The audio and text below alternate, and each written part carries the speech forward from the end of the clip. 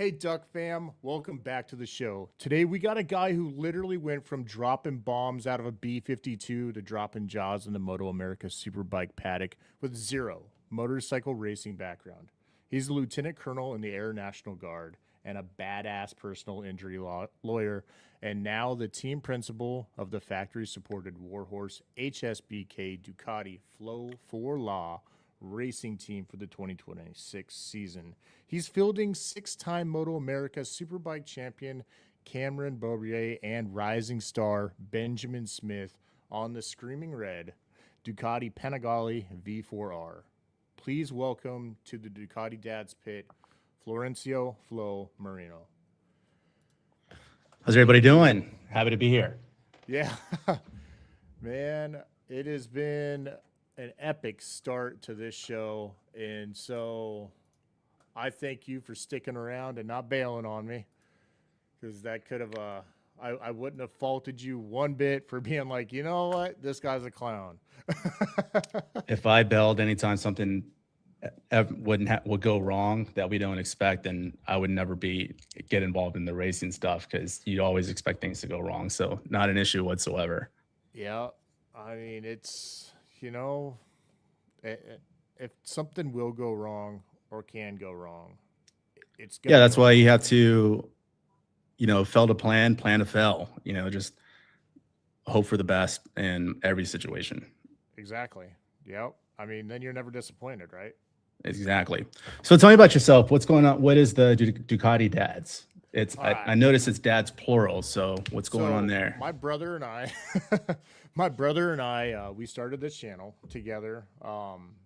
Originally, we were out riding together, and we were talking through our cardos, and our kids were with our wives following us behind, and we were just jabbering back and forth, and we stopped somewhere to eat, and the kids were like, "You guys are hilarious. Y'all should start a YouTube channel." And we didn't know what it was going to morph into, but I was like, all right, well, if we're going to start a YouTube channel, what are we going to call it? And one of our kids were like, just call it the Ducati Dads. And I'm like, that's kind of got a ring to it, though there could be some other innuendo that goes along with it. However, I like it. I think I can roll with it. We'll try it out. We'll see what happens. So we made a few videos, and then I've always enjoyed video production, making videos, coming up with crazy stories to go and tell in a video format. And so then I was like, all right, well, this is fun, us just screwing around, seeing where going out on rides and, just ADHD chaos. But I kind of want to actually have a purpose for what we do. Not just make videos just to make videos like every other Instagrammer or TikToker out there. I'm not a big fan of dancing in my pajamas in front of a motorcycle for views, or wearing a Pikachu, onesie riding down the freeway. Some people, it's for them, and I have, I don't have any hard feelings against that. But the area of the motorcycle industry that really touched me was motorcycle awareness, like safety and awareness, teaching people how to be better riders and understand what, their equipment better, and raising their situational awareness. So that's what our mission's been. And then it turned into working with the Remix Racing Project. They're a super hooligan team, and their big mission is mental health and addiction recovery, and erasing the stigma around that. I met them at the Ridge Motorsports Park right here in my backyard, and then I got into doing this. I was doing motorcycle gear reviews, educating people on those things, as well as doing maintenance videos. Got a really good partnership with my local Ducati dealer, and they let me take bikes out and do reviews on them. So I thought that was super cool. I really enjoyed that. And then obviously riding motorcycles. And then I got involved in, somebody was like, hey, you should come out to the racetrack. And I was like, oh, all right, I'll go out to the racetrack. I've always wanted to go on a racetrack. But the idea of the the entry fee, right, for a track day is like $300 minimum. That's just to go. That's not including gear as well, as you know, right? Like Right. do anything on a racetrack is expensive. However, I was like, oh no, like there's a lot of anxiety to that. Am I fast enough? I'm on a Ducati, so everybody's going to expect either me to light the world on fire or be super slow in B group, or C Right. group, because I don't want to put my bike down. Um, and so up here, our local club organization and major track day organization, they've got a program called Taste of Racing. For $20, you get 20 minutes out on the track. And working with them, as well as other creators in the space, promoting this program that they've got. Now, every time we're racing, or every time they're racing on a race weekend during lunch, they hold this. So I went out there and I thoroughly enjoyed it. I knew I would, but that anxiety of, am I going to be too slow? Am I going to embarrass myself? All that went away after like the second lap. I was hooked. Yeah. And so we morphed into promoting racing. And so now this year, one of our big projects is I'm getting this. I got a 2019 Ducati Panigale V4. Was not my first choice for racing motorcycle, even though I've got a Street Fighter V4S that's like fully built, decked out. What for was the your first street. choice? My first choice would have been a V2. Yeah. I wanted something in the super sport category. That way it opens me up for more classes.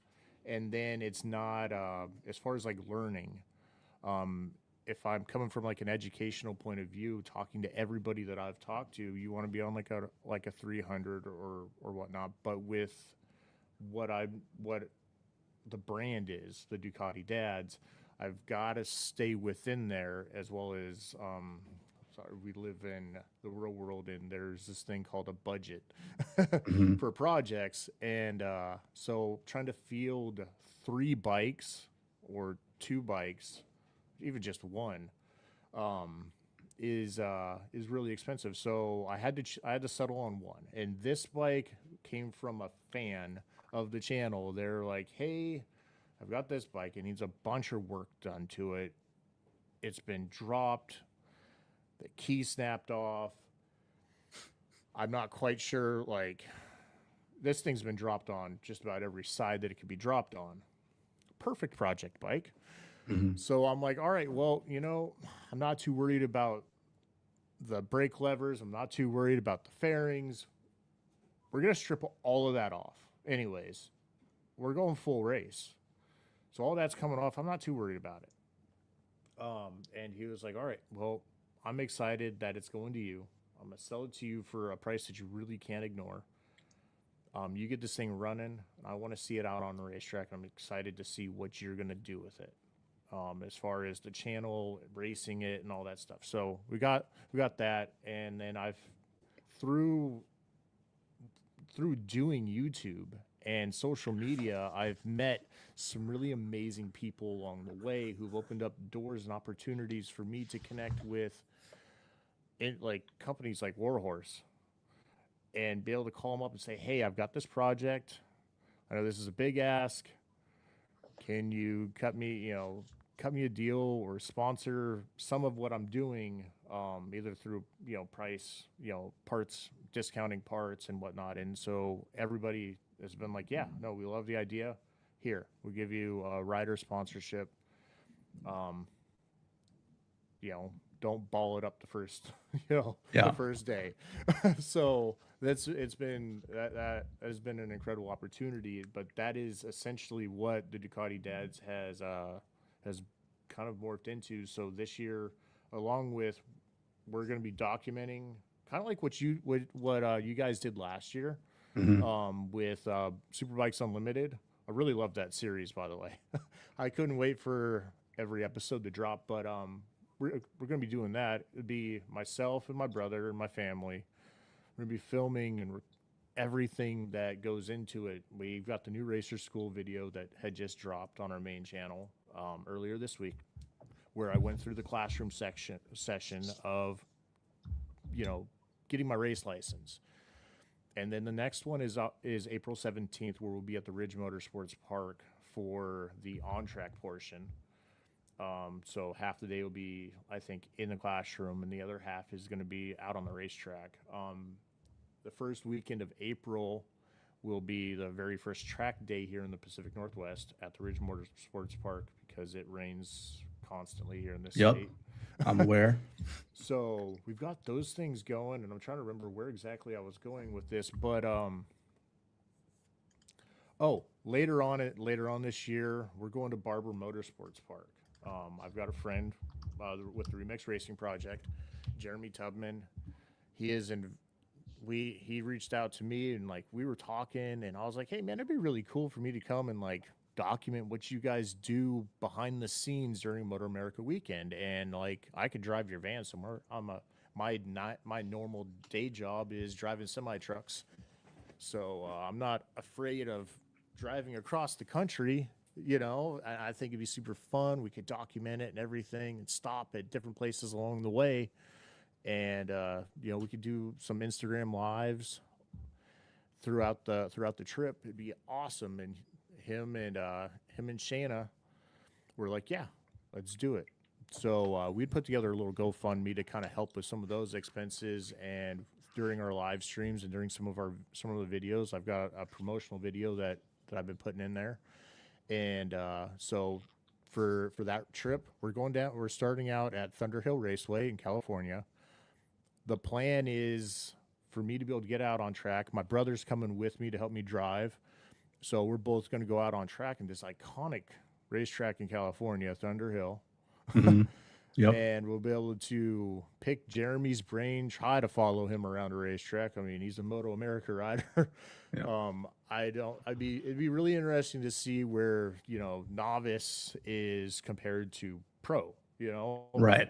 I think that'd be super fun to do. And there's a ton of Moto America riders out there in California that go and hit these racetracks, so I'm really excited about that stuff. And it's being able to do stuff like this has been a dream of mine ever since I first watched like Top Gear, Yeah.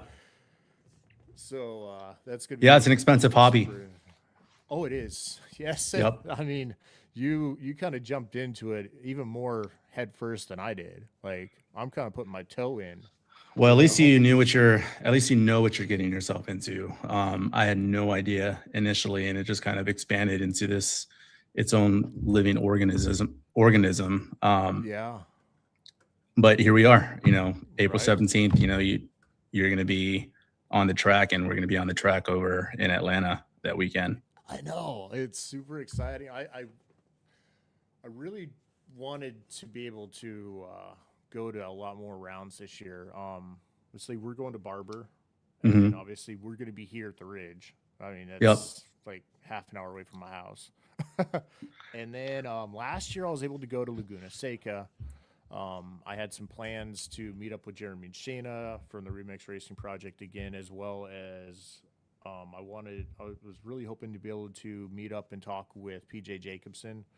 We had connected here at the Ridge, and then we weren't able. I was going to do a little fun. I was asking a bunch of the riders in the paddock. There's a video on the channel if anybody wants to jump in and watch that later. From when Moto America came here to the Ridge, I was doing like 5 random questions from like Grok. I was just like, Grok, I've got this rider, 5 random questions. So it was super fun. And we got some really interesting reactions out of a lot of the riders. They're like, "What?" So you mentioned Laguna. What did you think about the corkscrew? I want to ride it, man. Yeah. I want to ride it. I wanted to go up there to the corkscrew and like sit up there and like watch, but that place is so massive. So It is. And so Laguna was the second track that we had ever visited when we got involved in Moto America. And I'll never forget it. So I didn't realize how big the track was. And my brother and I, who's one of my partners in the racing stuff, we were walking up the hill to go to the corkscrew, and I didn't know. I had zero expectations. You see one track, you kind of see them all. Was kind of my thought process back then. But I'll never forget walking over the hill and seeing the corkscrew for the first time. It was the coolest visual experience in terms of racing that I've ever had. And to this day, whenever we go there, I mean, I always just try to take it in. I mean, seeing it from that perspective is one thing. When you're standing on top of the corkscrew looking down is another. But I look forward to that race every season. And yeah, I mean, the Ridge is great. You know, we have a lot of good times out there at the Ridge. I just prefer the tracks that are closer to the airport. And Seattle is like a bit of a hike. It's like an hour and 15 minutes from SeaTac to Sheldon, Washington, where the Ridge is at. Yeah. I mean, or you could go into PIR, Portland International Airport. They come up, but that's another like 2.5. Yeah, I'm path of least resistance, so we just fly into Seattle and take the drive from there. I mean, you were a B52, you know, like, well, we'll get into that later, but I was like, man, dude, you're in aviation. Yeah. You should have your own little Cessna, right? I mean, I could if it wasn't for this race. Else. Yeah, I probably would if it wasn't for this racing stuff. It's one or the other. Well, hopefully. Speaking of expensive. Yeah. Oh, man. I love aviation. I've always, since I was a little kid, I wanted to be a pilot. But that entry fee right there, cost of entry is pretty steep. Yeah. Maybe one day, you know, if YouTube pays off for me and whatnot, maybe I can venture off into doing more aviation stuff. Be able to get around. Yeah, it's fun. I mean, just going up there and just even with an instructor, getting your private pilot's license. I mean, it's probably a good $7-8 grand now, depending on location. But I mean, just going up there and being able to land a little 172 Cessna or a Cherokee. I mean, there's no feeling like that in the world. I mean, riding motorcycles is one thing. I do have a little bit of experience. My second time ever on a motorcycle was doing a track day at COTA. First, gotta talk about that. Yeah. Yeah. So, obviously getting into the motorcycle stuff, I figured, okay, well, I mean, I have to ride a motorcycle. Like, there's just no way of getting around it. Yeah, right? Not that I've never been interested. I'm so busy that going to buy a motorcycle and taking time to go ride it, you know, getting the gear, getting the helmet. That's just one thing that I've never created time for. But I finally went and got my motorcycle license. One thing about getting your motorcycle license is it's usually in a parking lot, and I don't remember going above second gear. And so I signed up for this track day, and I was riding an Aprilia, and they asked me, "Oh, you have any experience riding a motorcycle?" Like, "Oh, I mean, of course I do. I own a racing team. Here's my license that says I'm a motorcycle rider." But little did they know that I had zero, like really no experience. I've never been out of third gear. And then going to COTA, looking up the hill in that first turn, it was definitely an oh shit moment. But I did it. Yeah, I mean, I got through it and didn't fall, and so that's kind of my, you know, the extent of my motorcycle racing experience. And we actually just got done with the track day. We were at COTA. I was sponsoring 2 riders that live here in Dallas, and Bobby. I don't know if you're familiar with Bobby Davies. So he was our rider last couple of years. He's actually the one that got us into the sport. He does a lot of coaching there at COTA, and so we all went down there and got to see those guys ride. You know, I'm trying to build a business and a brand, and I'm in the personal injury space. So for me, motorcycles kind of makes sense. I can make sense out of the racing stuff because you ride a motorcycle. There's a lot of motorcycle accidents, unfortunately, which is why I'm a big promoter of track days.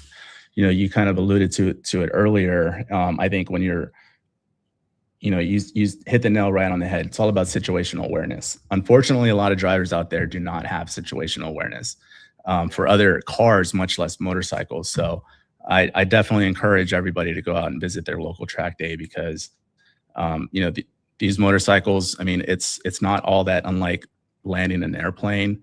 It's just an experience that you want to be able to do safely. And there's no better place to do it than on a track when there's no other vehicles on the road. So I'm definitely a big promoter of that. And we're going to try to start doing that a lot more just to get the word out. Because a lot of people don't even realize that they can do that. Right. So I think it's really smart. You hit the nail on the head there when you were talking about getting your motorcycle endorsement. And that's something I talked to Kayla Yakoff about when she was here on the channel. Is that when you're getting your endorsement, you're in a parking lot. Like you said, you didn't even leave second gear. For a lot of sport bikes, you won't even leave first gear. It's a lot of slow speed maneuvering, going around a corner, just making a slow right-hand turn at like 5 miles an hour. The fastest you get up to is 20 miles an hour in the 0 to 20 to 0 again. And then, I mean, if you were like me, I was dragging freaking hard parts doing the figure 8 because it was timed. And I'm like, here we go. And I was on a Ducati Super Sport. So I'm sitting there halfway through first gear doing like 30 plus miles an hour doing this figure 8 to then shoot up. And then they're like, all right, right or left. And I'm just like, yeah, let's go.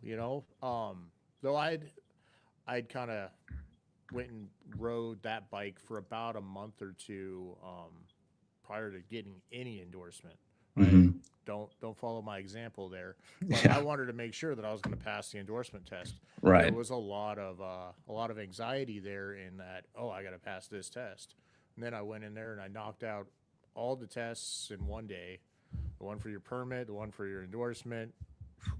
But when I was talking with Kayla, I was like, the individual states. So in order to get a driver's license, you got to go through, pretty weeks, if not months of schooling. Yeah, right. Yeah.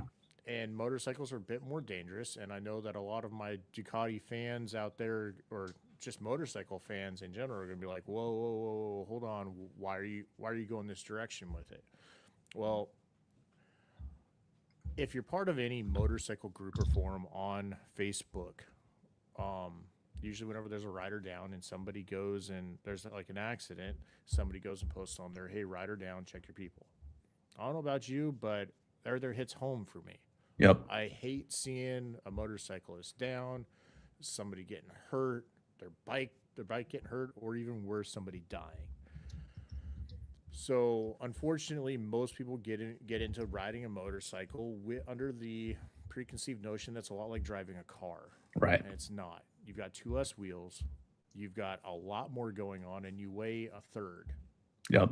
For most, like my bike and me together is under 600 pounds. Your average Toyota Prius is still right around 3,000 pounds. Yeah, and also some perspective when you're driving a vehicle. I don't know if you do this, but I notice sometimes I'm driving and it'll be 20 seconds before I realize, oh shit, have I been paying attention this whole time? Yeah, right. You can't do that on the motorcycle. No. You cannot have that oh, what was I just looking at for the last 5 seconds? Like you have to 100% of the time keep your head in the game. But the problem is you have those people that have those instances that I have where what was I just looking at for the last 20 seconds? I mean, you're thinking about what you're doing, like what are you going to eat? You just had a meeting. What am I doing tomorrow? Hey, what's that girl doing over there? On a motorcycle, you can't have that lapse of concentration because at 60 miles an hour, if you stop paying attention for 3 seconds, you've gone and traveled about, 200 feet. And 200 feet, that could be a car braking in front of you. That could be somebody making a left-hand turn.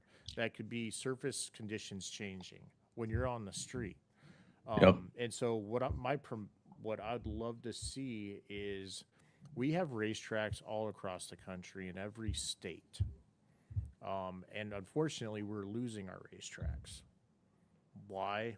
Usually it's land development, insurance costs going through the roof. And I feel Yeah, and like they're being expensive to able maintain. You know, there's a million reasons. yeah, they're Cities are expanding, and underutilized. yeah, cities are expanding. There's noise ordinances, and you know, it's unfortunate. So we have to take care of the ones that we have. Exactly. And so, what is the best way to go and utilize these large spaces throughout the entire year? We can get you can the states could utilize them by providing funding to them for state funded like getting your driver's license, doing your driver's license tests and training there, as well as your motorcycle training. We've got these huge spaces that we could be able to replicate real world situations right there. Yep. We've got tons of land there. Yeah, I tell you, when I get into Congress, when I get into Congress, I'll be sure to make that one of my top issues. I mean, we got to save our racetracks, and one of the best ways to save our racetracks is just through utilizing them. And also, most people go their entire life without ever stepping foot on a racetrack. Why? Well, they don't realize how cool it actually is when you go there. Yep. You get more people out on track experiencing the thrill of being able to open it up, whether it's in a car, a truck, a motorcycle, being able to actually go out there and open it up more than just on the on-ramp where most people will go and let it rip, right?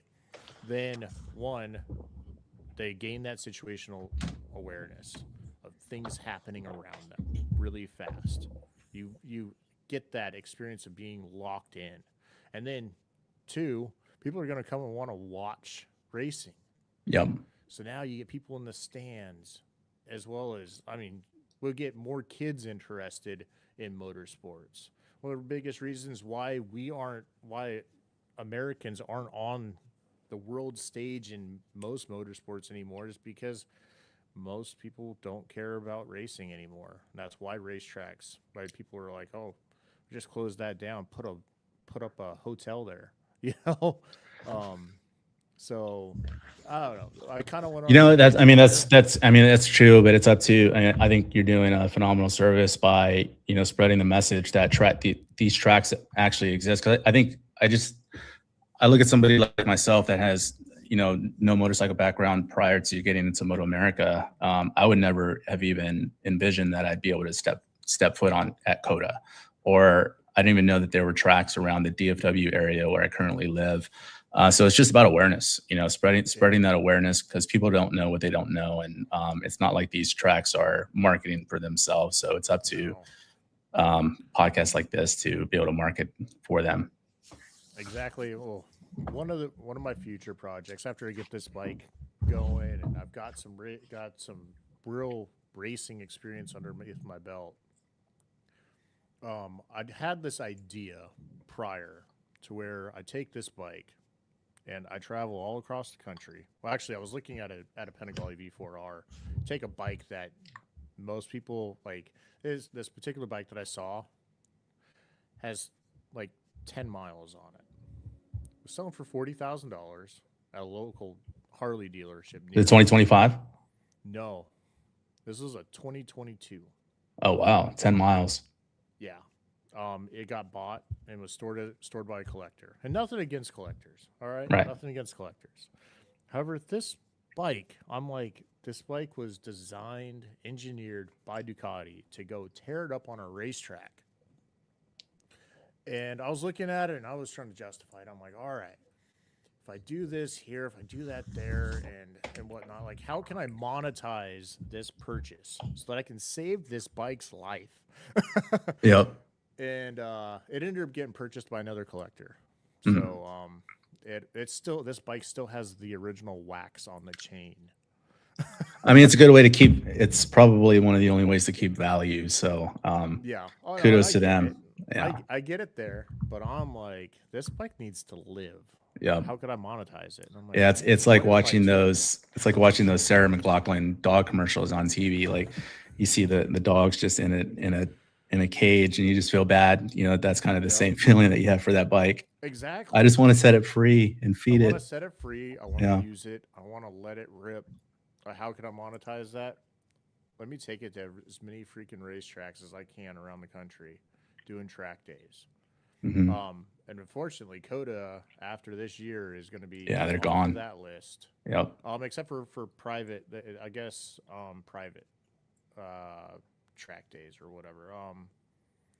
For I think the Moto GP will still be coming there. Yeah, I know. MotoGP. Yeah, they're there actually next weekend, I think. I don't know if you've been to Coda lately, though. I mean, they're have. building like roller coasters, and it's becoming a big amusement park. Which is back to the marketing message, though. I mean, that's going to bring more kids to the track and hopefully get them, Yeah. more Hopefully involved they'll in. open it back. Hopefully in the future, Coda will. I think Open they back up will. to I the mean, public. it's too iconic.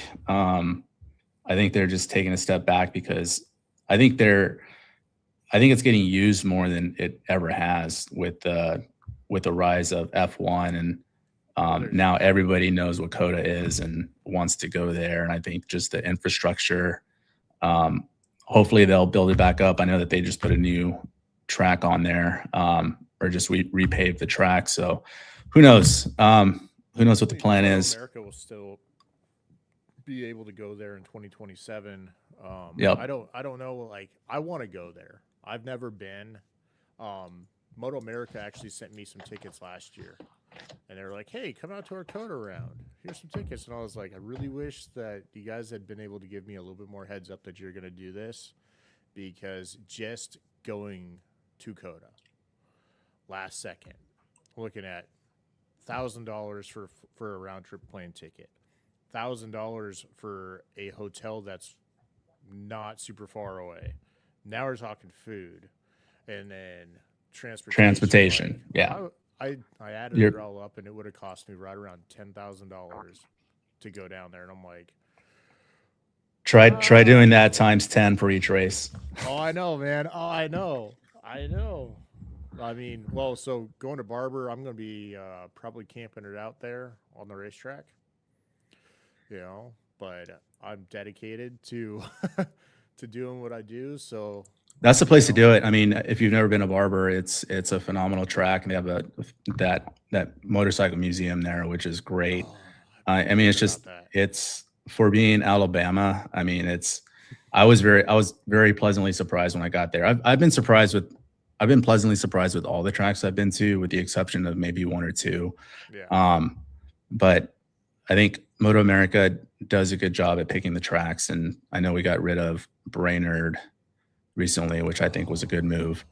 They just weren't maintaining it, and I never. It's dangerous. It was definitely very dangerous. So I think that was a good move. Hopefully we don't lose Coda, though. I mean, if we do, then it kind of takes away my justification for my tax person of why we're doing this, because for us, the whole season is kind of set up for Coda since we're in Texas and I'm licensed in Texas. And so being able to market that, everything kind of leads up to what we do at Coda. So hopefully that sticks around. I don't know the politics and everything around it, but like Law Tigers is another major team within the Moto America world, and they're advertised nationally. I don't know if that's because they have franchises located. Yeah, so here's what a lot of people don't know about Law Tigers. They're not an actual law firm. If you look at every Law Tigers billboard, you'll see the actual law firm name for whatever state that they're in very small print at the bottom, which is always a really good way to promote a brand. Is, hey, hire the Law Tigers, but you're actually hiring these folks down here that we don't even want you to see their name. We're going to keep it so small. That's kind of insulting, but I guess as a young new lawyer, you look for opportunities like that to be able to promote yourself and your business. I'm looking at this from like, way away. I don't know all the details and whatnot as to how that goes into it, but I'd love to be able to talk about your story and how you got involved. Like, doing the research that I've done on you. Hold on one second. Let me get out of this. All right. Um, you've it seems like from a young age you have set yourself up on the path that you're on right now to be a lawyer.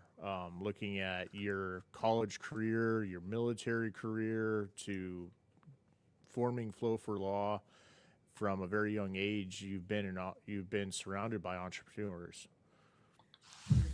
Yeah, so my dad was an entrepreneur.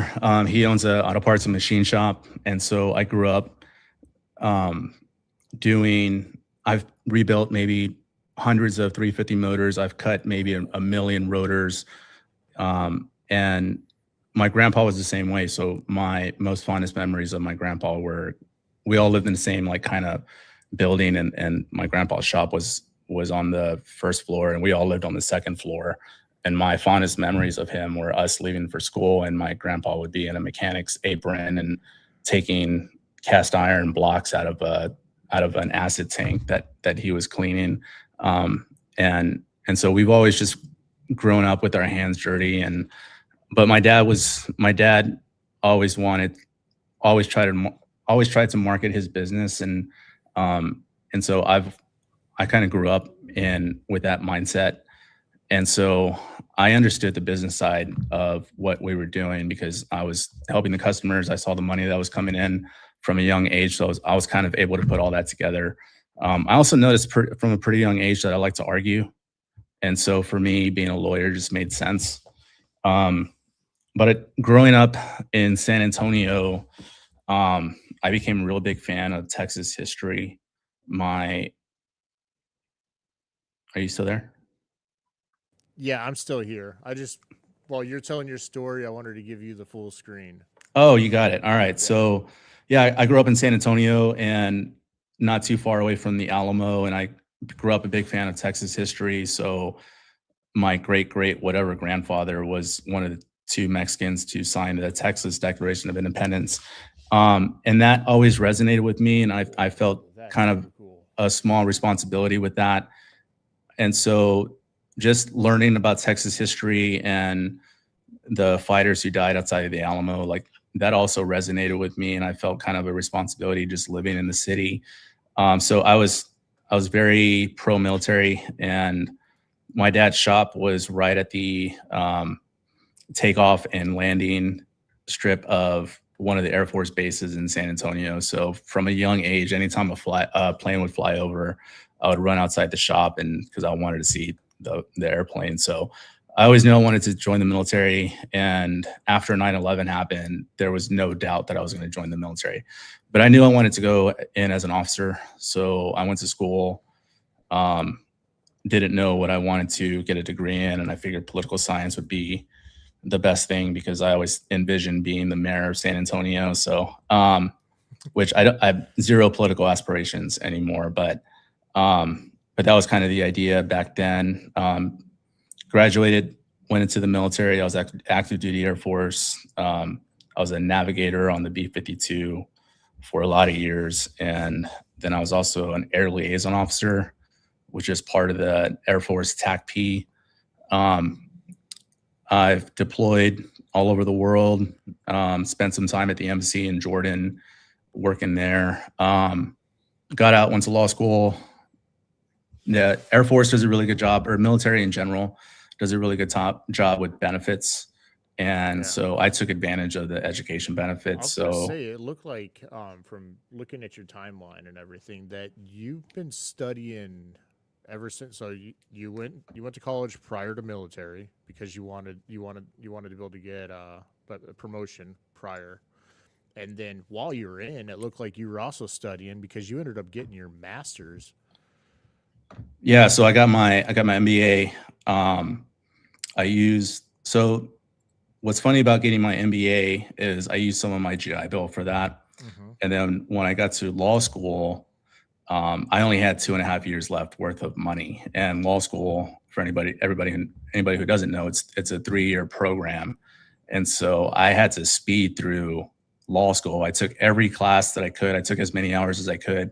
I took the winter courses, the summer courses, just so I could graduate in 2.5 years, because that's all the money that I had.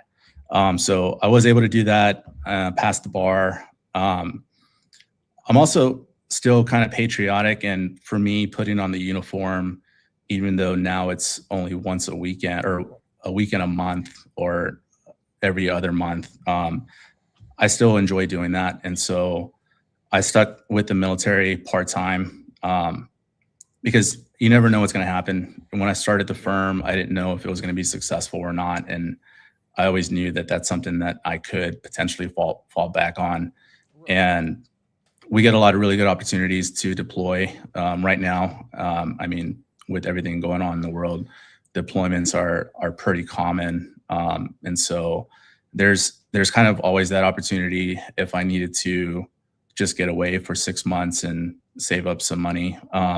So I still have that. But yeah, so I still do the military thing. The thing with the Air Force, or just really any service branch, is you typically have to have some sort of degree to get promoted to the next level. And at the time, you needed a specific course to make major. And so I did the course, but I did a couple extra credits so I could get my master's out of that course. So that was my second master's.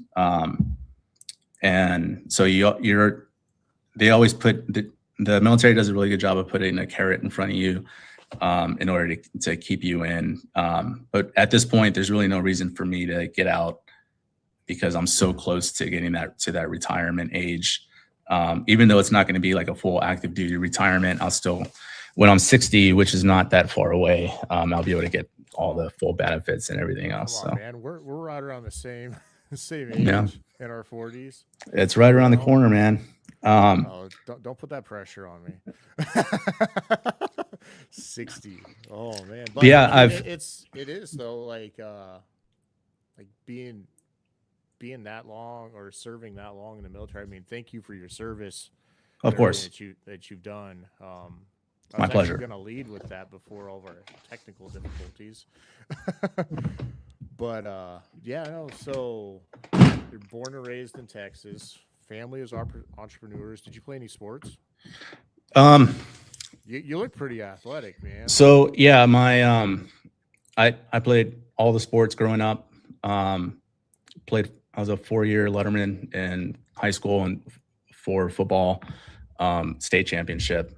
Texas is big on football. I think the thing about being athletic though is I'm good at, I know how to do everything, but I'm not good at anything, so Okay. I could go play golf. I could go do whatever the sport is. I'm just not going to be good at any of them, but I know how to throw a ball. I know how to shoot. I know how to dribble, I know how to do all that. I just never found that one sport where it's like, oh, this is what's going to take me to the next level. So I knew I was going to have to study at everything, but not a master at any of them. Right. Yeah. I mean, I don't know if gifted is a relative word. I would just say I know how to do a lot of things. Sometimes just getting past the fundamentals is difficult for most people. But like, if you're able to pick up the fundamentals, like then there's promise there. And like you said, like 4-year letterman, like that for some. I mean, it also depends on the size of the school you went to. But we're like, it's not that cool. It was an all boys private high school. So it's not like TAPS, or it's not 5A. It was TAPS 5A at the time. I don't even know what they call it anymore. But yeah, I played sports. I was also in band. I played the trumpet. I played the trumpet. What made me want to do so good in football though was I've always had a love for music. Not to the point where I wanted to be in a marching band though. And so I knew my freshman year, like I better be very good at football because I do not want to be on that marching field at halftime. Like I need to try to avoid that. So luckily that ended up working out. But I played the trumpet since it's like 6th grade, and then all through high school. And I was also in ROTC. I pretty much did every extracurricular that I could growing up, just so I wouldn't have to work at the shop, because I knew I was gonna have to work Saturday and Sundays anyways. So if I wasn't doing football or band or whatever it was after school, then I know it was straight to the shop. So I try to keep myself as busy as possible because I knew when Saturday and Sunday came, it was time to go back to work. That's what I got to do with my kids to keep them interested in extracurricular activities. Yeah. Be like, hey man, if you weren't doing one of these things, you're gonna have to come help me work. And well, actually, my kids freaking love being on camera, so Yeah. that's though the being going and editing though. I tried showing my son that, and that was he was like, Yeah. I mean, part of that. editing in and of itself, I mean, that's a full-time job. Yeah, what you guys do there, I mean, it's a full-time job. Just the team that we have doing our videos for the racing stuff, I mean, we ask them to do a lot. I try not to push back on a lot of what they do because I know that when they send me a reel or a video or whatever it is, they put a lot of work into that. I want to talk to those guys because I love what you guys are doing, and I like to collaborate and ask questions and kind of like I geek out on the back end of this stuff, like editing and doing everything. It's really tiring and monotonous. Like even doing this, like editing this live stream, like later on, because my microphone wasn't working. I think it was because I've got two cameras up. I was thinking about it while we were talking. I think that is where my technical issues came from. Was that? But anyways, a lot of people think that making videos is super easy. If you're doing like an Instagram reel or whatnot like that, where you just pull out your phone and you're like, recording something crazy that's happening in front of you, that one's easy.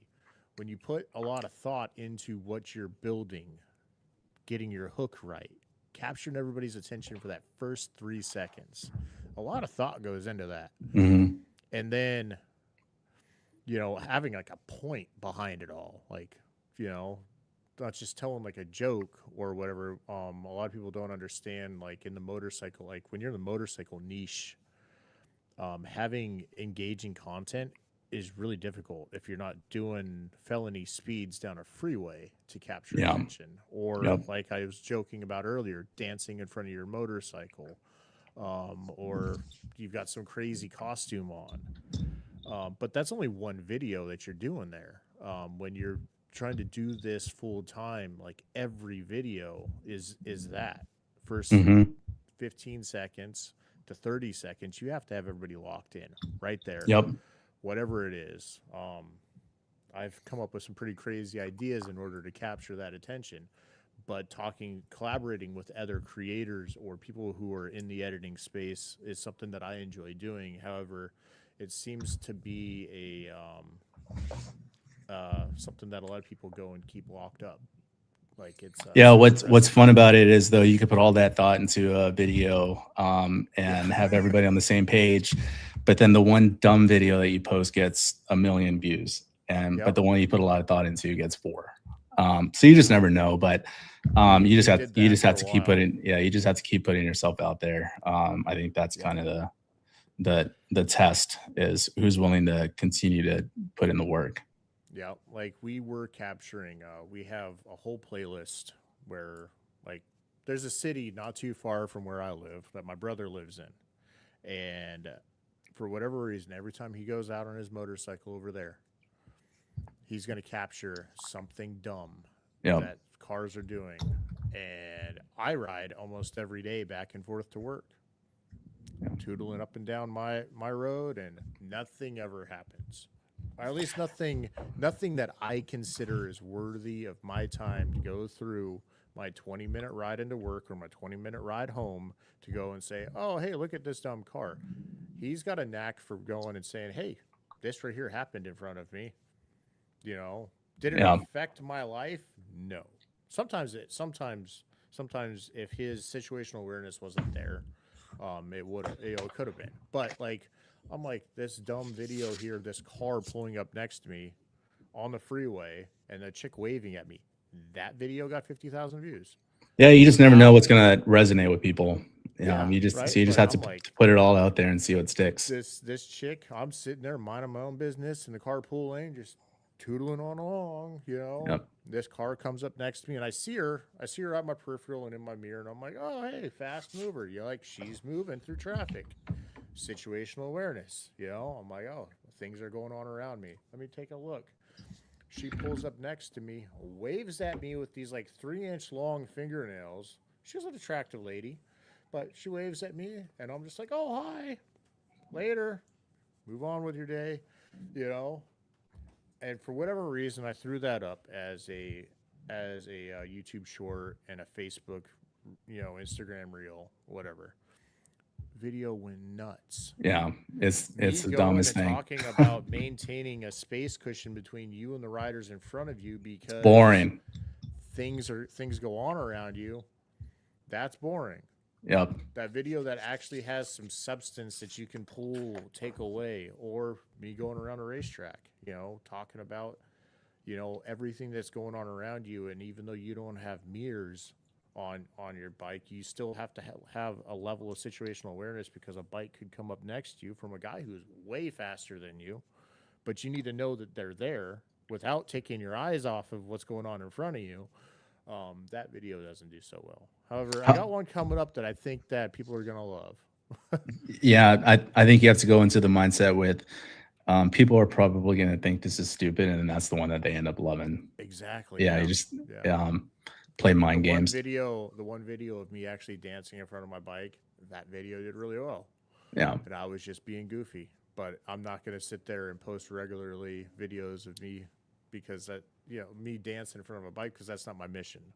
Yeah, I think there's a lot that goes into people just want to see genuine content. I think if you try too hard, then people start realizing, okay, well, this is just an act. I think the most genuine stuff probably gets to the most. How far are you from Spokane?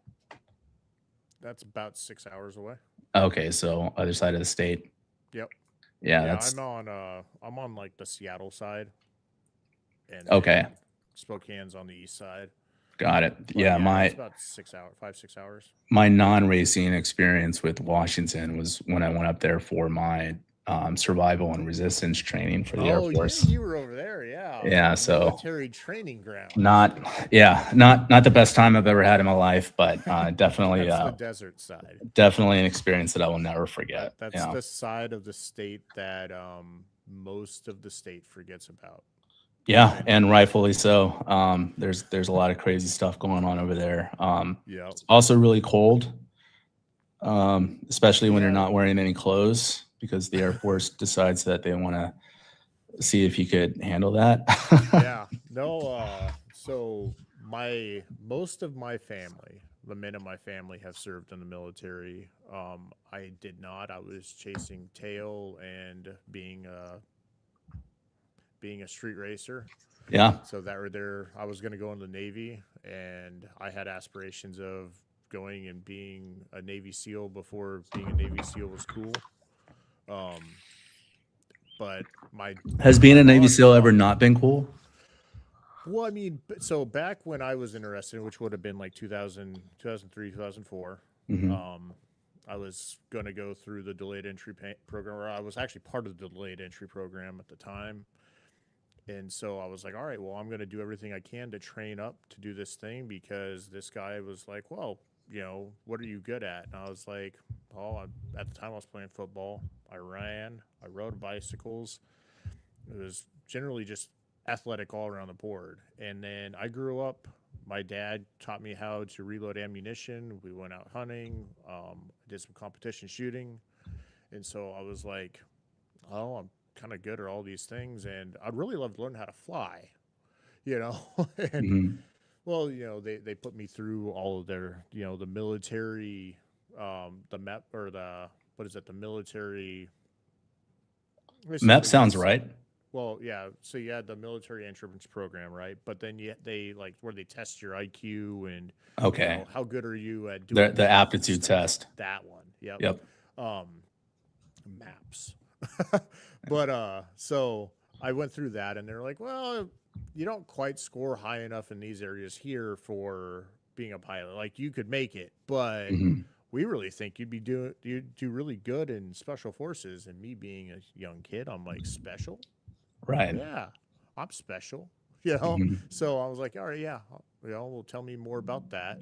And then the Navy was like, well, if you want to be around planes and things that fly, well, we do that more than anybody.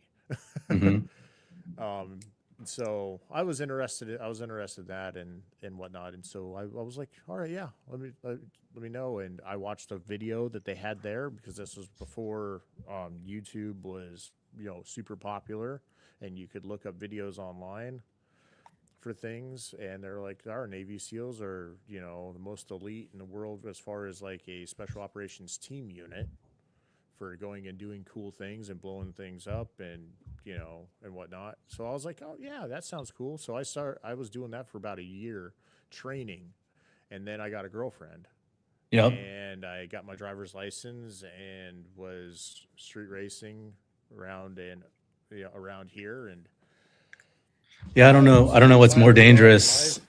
Yeah, I don't know what's more dangerous, the street racing at that age or having a girlfriend that you think you're gonna fall in love with and marry. Yeah.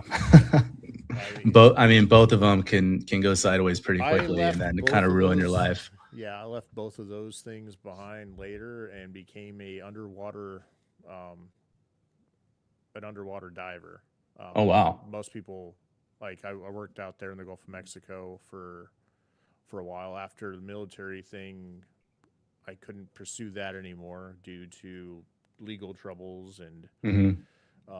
missing the boat on that. Well, I mean, I still could have, but I really wanted to do this one thing, and then I was like, well, I kind of ruined that opportunity for myself.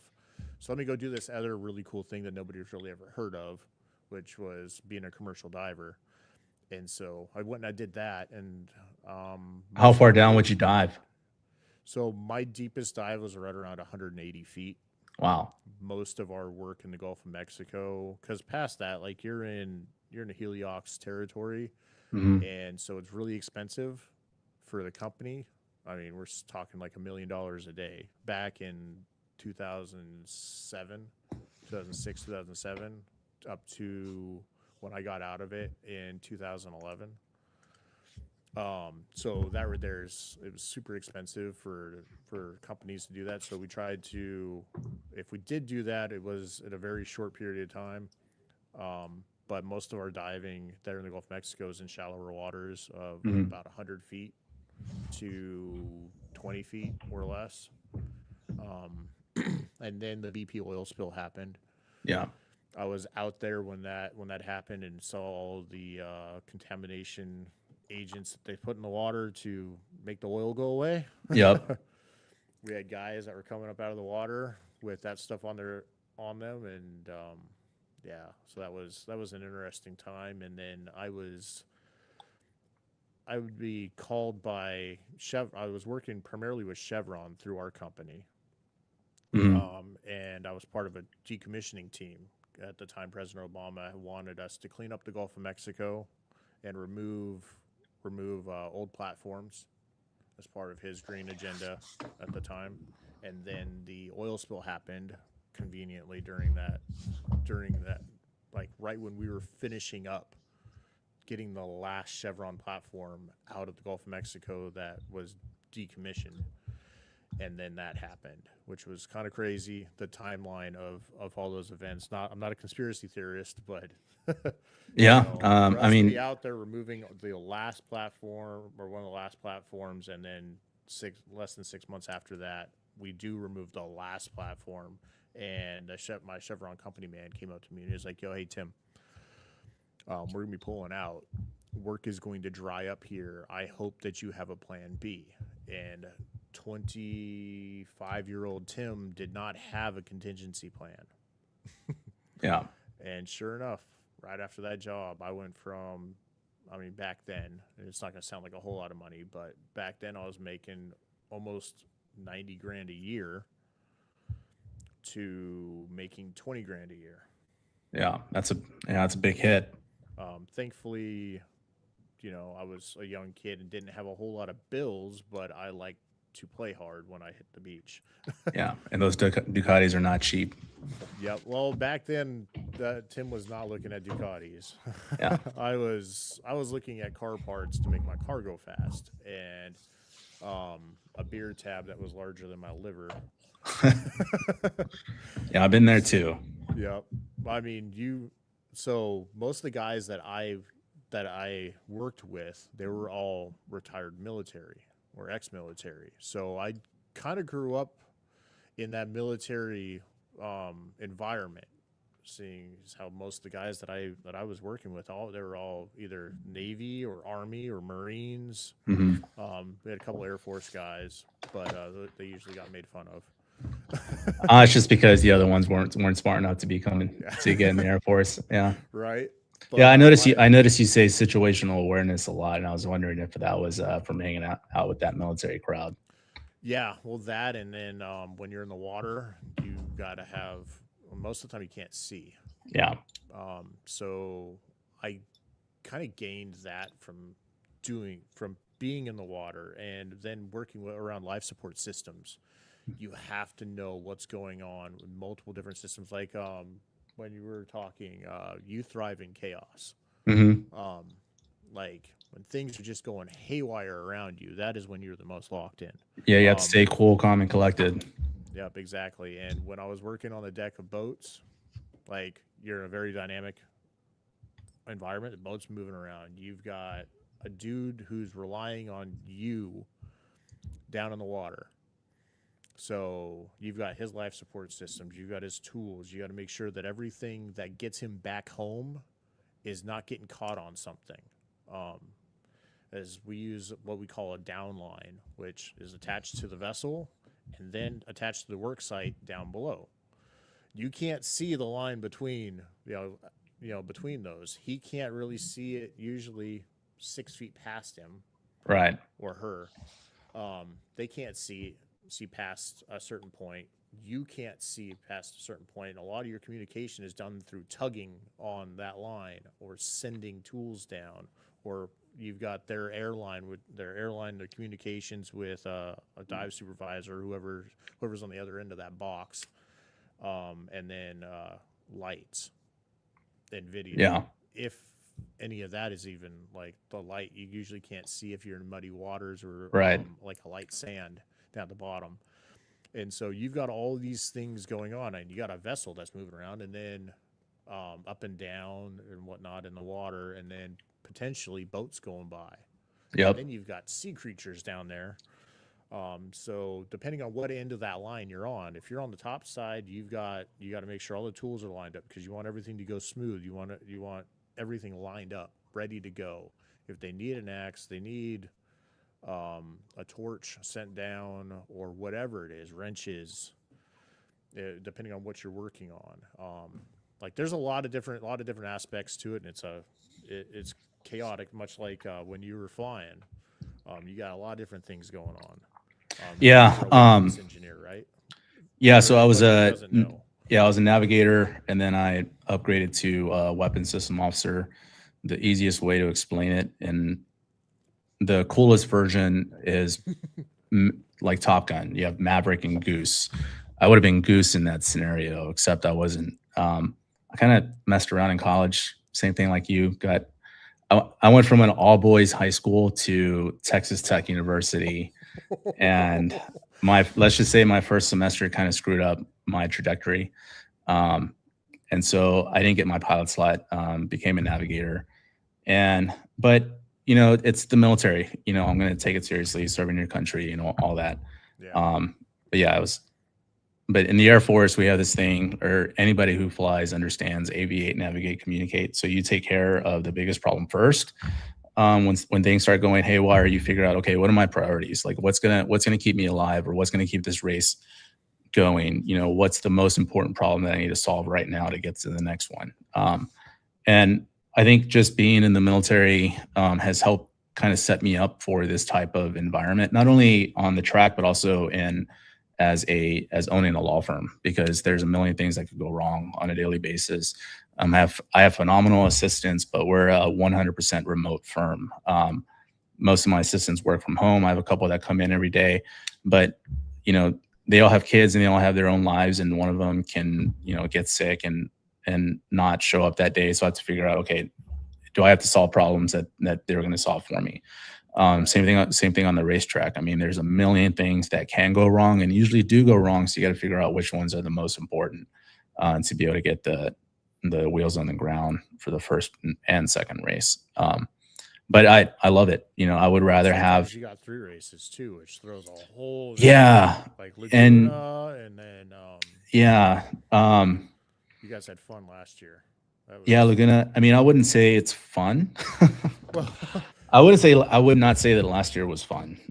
Which we could get into that also, yeah. but I wanted to ask you about that, but I wanted to. So, as a weapons systems officer and navigator, what exactly did you do? If you give me a so 30-second brief on that. are you familiar with what the B52 is? Yeah, big So we have 3 bomber. bombers in the Air Force. We have the cool one, which is the stealth bomber. We have the fast one, which is the B1, and then we have it's called the buff. So a big, ugly, fat fellow, and it's if you Let see me it on see the if I can pull ground, up a picture. Let me see if I yeah. can pull up a picture just in case anybody doesn't know. So go ahead, keep talking. Yeah, so the airplane itself, it's nuclear capable, so we could drop nuclear weapons, but it's also we call it conventional, so we could drop the same weapons that every other aircraft drops. We could also launch cruise missiles off of it. My job as a navigator was to make sure that the plane was in the correct position at all times. Nowadays with GPS, navigators are probably not as necessary, but one thing that we do across the entire military is always plan for worst case scenario. So if we're ever in an environment that it's GPS jammed and we're not able to find ourselves because of the GPS is down, the navigator's role is to make sure that the aircraft is where it's supposed to be. Upgrading to weapons system officer, your job is you're in charge of those weapons. Anybody that's seen a bombardier from like in a World War II movie, yep, that's the plane. So It's freaking huge, man. yeah, it's a big airplane. Not a lot of room for us though. There are 6 ejection seats, so 4 of them shoot out the front, or I'm sorry, shoot out the top, and then I sat on. There's 2 stories, so when you go into the airplane, Oh, really? yeah, you're in the offensive section when you first enter the airplane, and then you go up the ladder to the pilot section, and then the defensive section. So I was at the bottom. I was basically staring at a wall the entire flight. My longest flight was 32 hours. What? Yeah, we And you put in, what was it, over 1,300 hours? yeah, it was a lot. Not as much as a lot of guys are doing now. And a lot of most of my best friends are guys and girls that I flew with. So it's great community, but yeah, that's the airplane. Yeah. So, but what your job was first navigating, and then as a weapons system. Yeah, and then you upgrade to a weapon system officer, and your job is you're the one kicking off the weapons on the airplane. So do you get to? Do you like choose what weapon is relevant or whatnot for that particular mission? You're like, oh well, this is our target. Yeah, so that would be overkill. This one right here wouldn't quite do the job. This one right here would be perfect. A lot of times, yeah. So we have a matrix that we would look at. You know, how big of an explosion are we trying to create? What weapons do we have? A lot of times, you're taking off and you have select type of weapon on the aircraft. But when you're in a dynamic environment where you're doing close air support, so let's say you have guys on the ground that need close air support because they're we call it troops in contact. They're in contact by the enemy, whatever it is. We have weapons where we have to consider, okay, well, what's the blast radius? How far are these fragments going to go? How close are our guys compared to where the bomb's going to explode? Yeah. So there's a lot of that, especially in those high intensity environments where you're having to tell a person on the ground, okay, we're going to be there in 6 minutes. These are the coordinates where the bomb's going to drop. This is how far away you have to be from the bomb. But a lot of times we don't have that luxury of knowing exactly how far away the guys are. And so, I mean, there's just a lot that goes into it, but it goes back to that situational awareness and understanding your job. And So a lot of what we plan for is worst case scenarios. So even when things go wrong, we're usually ready for those things to go wrong because we practice them so much. Yeah. Well, and that's, preparation, right? Yep. If you're not prepared, you're planning to fail. Yeah, absolutely. I was ready to be done though. So I went into the military with the idea that I was going to be a combat veteran, that I was going to go to war. Oh yeah. And well, you kind of went towards the end of Afghanistan and everything, right? So I picked the B52 out of navigator school because at the time that was the airplane that was the one airplane that we could choose where you would see combat, which to me was very important. And at the time, the B52 was actively in combat in Afghanistan, in Iraq. But when I got to the B52 school, they stopped going to combat. So I missed the boat there. But then we got close because Libya kicked off and we were told that we were going to have to go bomb Libya. So I geared up like, all right, here we go. I'm actually going to do the job that I'm training for. And then that got shut off. And then I was nearing the end of my commitment time in the B52, and I was getting ready to get out and go to law school because that was kind of my plan.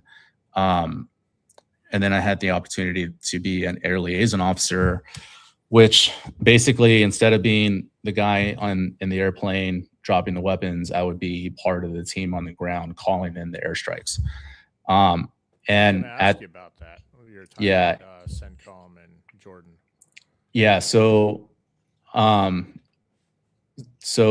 at the time when I decided to take that job, which moved me from Louisiana to El Paso, that was a guaranteed you're going to war job when I took it. And I even remember calling my dad and explaining to him at the time, I was going to get out, I was going to go to law school, but I had this opportunity and it's really important for me to go to combat. Like I didn't just join the military just to train.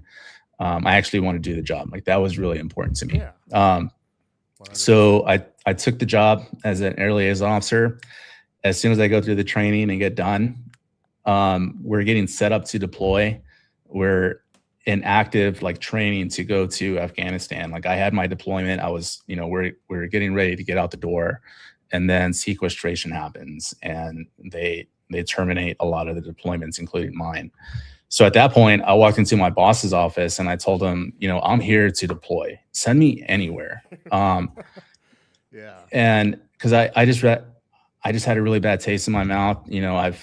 I've committed all this time and never really got to do the job. And so I told him, send me anywhere. And so that was on a Monday. Well, then that Wednesday, he calls me into his office. He's like, hey, we need you to go to Jordan for 6 months. I was like, I don't even know where Jordan is. You're talking about the basketball shoe. Like, what are you talking about? The player? I had no idea what Jordan was. Hoops over there. Yeah.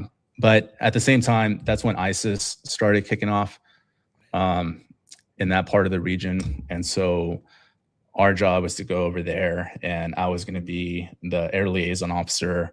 And I didn't know what I was going to do when I got there. They didn't really explain anything to me. They just said, you're going to Jordan, you're going to be there for 6 months. They're setting up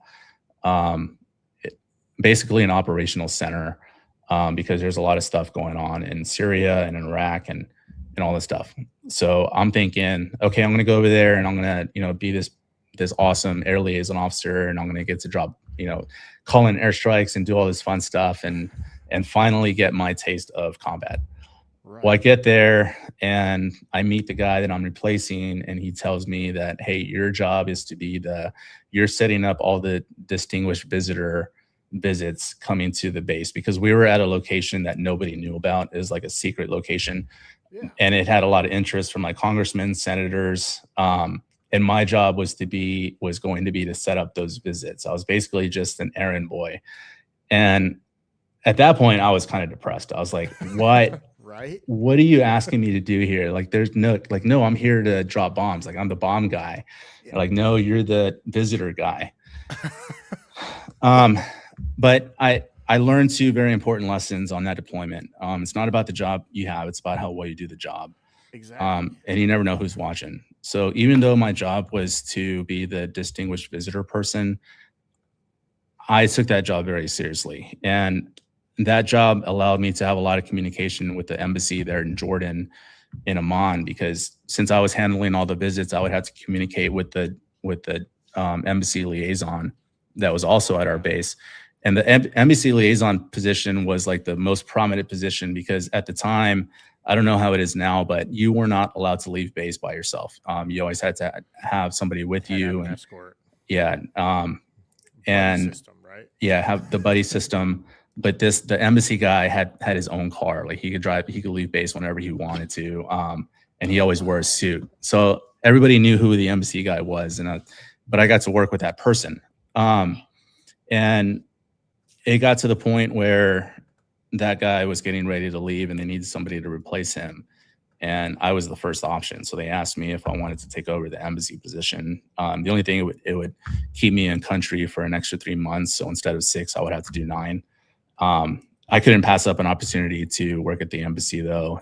Kind of like I can't pass up an opportunity to work with Ducati. But so it allowed me to work at the embassy for 3 months, and I became the embassy guy, and I went into Amman, Jordan, and got a bunch of suits made, and it was definitely a cool experience. But I left the military just not really Feeling fulfilled. And so I'll tell you one. So I've always felt like I needed to do more. I've always felt like the job that I was doing wasn't the end for me. Until I started doing what I'm doing now with the law and personal injury. I finally feel like, and I'm not talking, so I used to work for firms. I used to work for a couple of different firms. And I always had that I need more feeling. Doing what I'm doing now with my law firm, I finally feel like this is what I'm supposed to be doing. And so I've always kind of just trusted my gut on that stuff. And when it comes to the racing, even though I'm not a racer and I don't have a motorcycle background and there's no reason for you or anybody in your world to respect me, I still think that this is where I'm supposed to be for whatever reason. It just feels right. And kind of like when I was in Jordan, I'm going to do the best job that I can, even though my job is not that glamorous. Even though my job here is just to be a major sponsor or principal or whatever it is, I'm going to do the best job. I'm going to stay in my lane. I'm going to do a good job because that's just kind of like how I've always approached things. And it always seems to work out for me. Yeah. Yeah, I feel like I just explained a lot there. Dude, no, you did. Yeah. You gave me goosebumps. Like, so let me explain where I'm coming from, right? Because you're like, I'm not a motorcycle guy. I have had no interest up until 2 years ago in motorcycle racing. But I was passionate about what I wanted to do within law. I needed to find an interesting way to market what I do. So let me go here to motorcycles. And we'll get into how that connection was made, right? But because you're passionate about it and you wanted to do a really good job at everything that you do, you found out what job you could do within that in order to promote your business and do an amazing job at it, to where you attracted the likes of Ducati from the team last year. And we can talk about that if you got time, because I know we've been here for a little bit now. Yeah. But I'm enjoying talking to you. But that's chasing your dream, like setting out a goal, and then it seems like your entire life you've had one goal of what you wanted to do, and everything that you've done along that path has connected you to what you're doing now. And so that laser focus there, well, I mean, there's, obviously there's been some deviations, right? As we grow up, there's going to be that, but you found a way to do it, and you've had this epic journey along the way.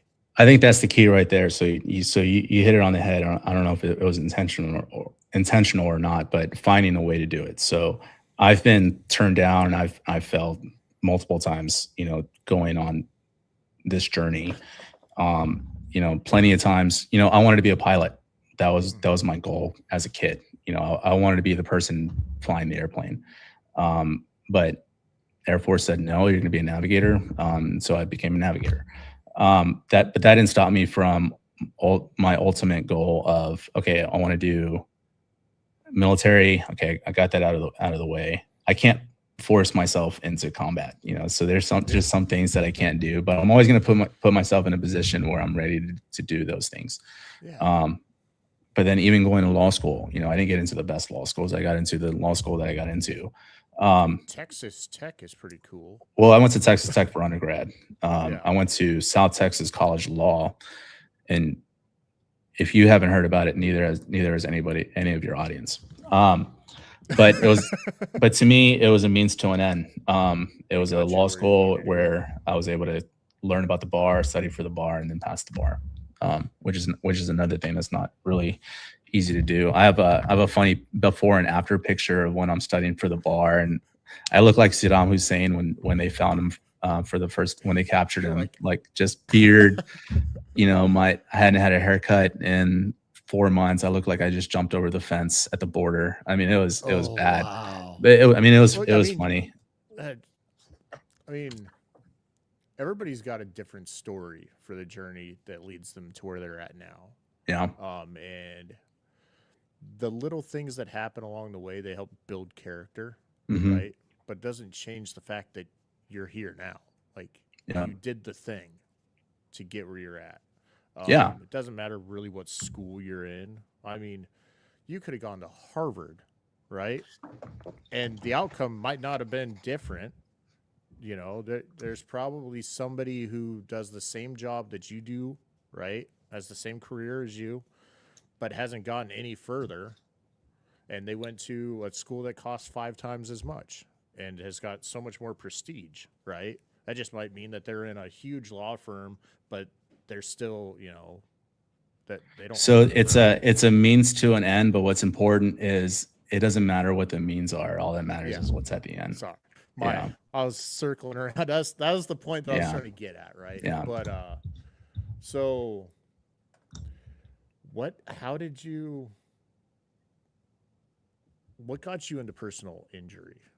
Like all the different aspects of law. Like you said at the beginning, in the most basic you sense, like money. In the most basic sense, money. And I don't mean that from a pretentious or greedy standpoint. So I was setting myself up to be a prosecutor, like work for the district attorney's office, or I was interning at the DA's office, and I was kind of setting myself up for that because I was familiar with the government system, and I figured for me at the time, like that's where I was supposed to be because it just made sense to me. And I had this buddy that I interned with at the DA's office who got a job. He graduated ahead of me, got a job at this personal injury firm, and told me how much he was making, which, I mean, in hindsight, it wasn't, I mean, it was a lot more than what I would have been making at the DA's office, but the trigger word for me was, it's very litigation heavy. So I'm a professional asshole. I like to argue, and I always think that I'm right. And so for me, putting those two together, I've worked for the government my entire professional career, and so I understood that there was always going to be a certain ceiling. But what I liked about the personal injury aspect, or just really any other aspect, was the sky's the limit. I mean, I could make as much money as I'm willing to work for. Mm-hmm. And that's another thing I like about personal injury is I don't get paid until the case settles. So I have to work for the settlement. I have to work for whatever the case is going to settle for. I have to put in the work. If I was doing criminal defense or something like that, I have to sell myself to try to get you to pay me before I do any work. Yeah. I did do military criminal defense for a year, and that was the hardest part, was trying to convince somebody to pay the firm I was working for $5,000 for something that I wasn't confident that we could even help them with. But that was a business model, was trying to get people in the door to pay us $5,000 even though we really have no control over the outcome of their case. Well, that and most of the time when you go up against like a military judicial system. Yeah, I call it the uniform code of military injustice, because commanders have all the discretion. So it was just frustrating, and I They're right, wanted you're to wrong. right, exactly. So I just didn't like that business aspect of it, and I like personal injury because it could be a year before I get paid on a case, but I still have to put in a lot of work on that case. And once I get the settlement money in, then there's kind of a gratitude, like it's really gratifying because I know I put in a lot of work for that. I know it wasn't just given to me. Like there was a lot of work that went into this settlement that we just received. So it's really gratifying. I feel like I could talk to just about anybody. So in my line of work, I have to talk to clients, whether they're not may not be that bright or may be very bright, but also I have to talk to doctors who are orthopedic surgeon, neurosurgeons. I have to be able to match their wavelength and let them know that I'm at least a little competent at what I do. But I also have to argue, with adjusters and opposing counsels. So there's just my day is full of range. I never know. You gotta be a chameleon. Absolutely. Yeah. I never know. And my wife, finally started to understand this. And the reason why I just shut down at the end of the day, because I could get a phone call that's very contentious. And it's a long drawn out phone call where either it's a client screaming at me or an opposing counsel screaming at me. But then the very next phone call is a potential client that's trying to use my services. So I have to be able to adjust in an instant without skipping a beat. So it's just all day doing this. Right. Dude, I think that's one of the reasons why I like the racing stuff, because everybody's there to do one job. Everybody knows what their job is, and you get to see the fruit of your work once the bike hits the track. So I mean, it's a little bit more controlled. It's very chaotic, but compared to what I go with on a daily basis, I think it's pretty tame, and it's fun. So that's a nice transition point right there to go from, because I want to know more about law, like what goes into it. Do the movies get it right? You know what movie actually does it a lot of justice is My Cousin Vinny. Okay. That's a very good movie on civil procedure. Yeah, so if you ever watch it, if you ever watch it, that's a really good movie.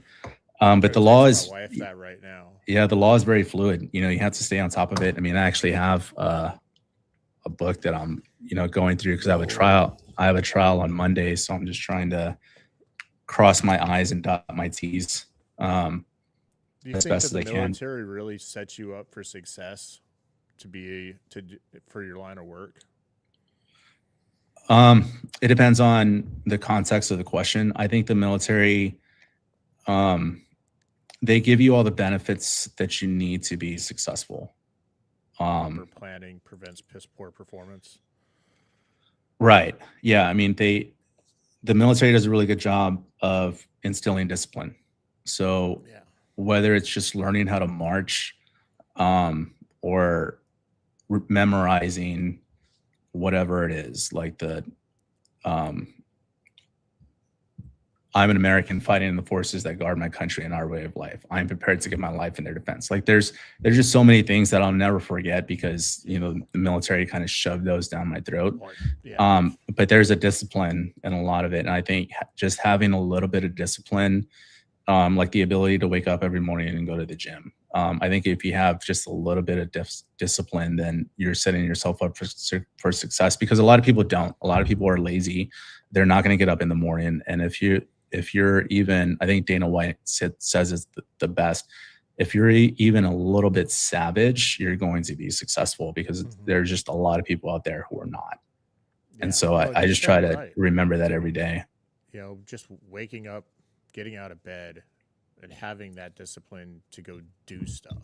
It's hard. It's it's really easy to just want to lay in bed and, Yep. like you said, you got a wife, Right. it's really easy. Just want to lay in bed and freaking hang out with her.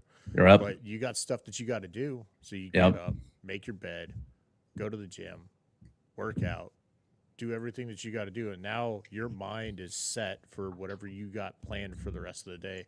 And being that disciplined is difficult, especially after you get out of the service. Like, you've had somebody telling you what time you're waking up, what you're wearing each day, how you're doing your hair for 3 years, 2 years minimum. Yeah.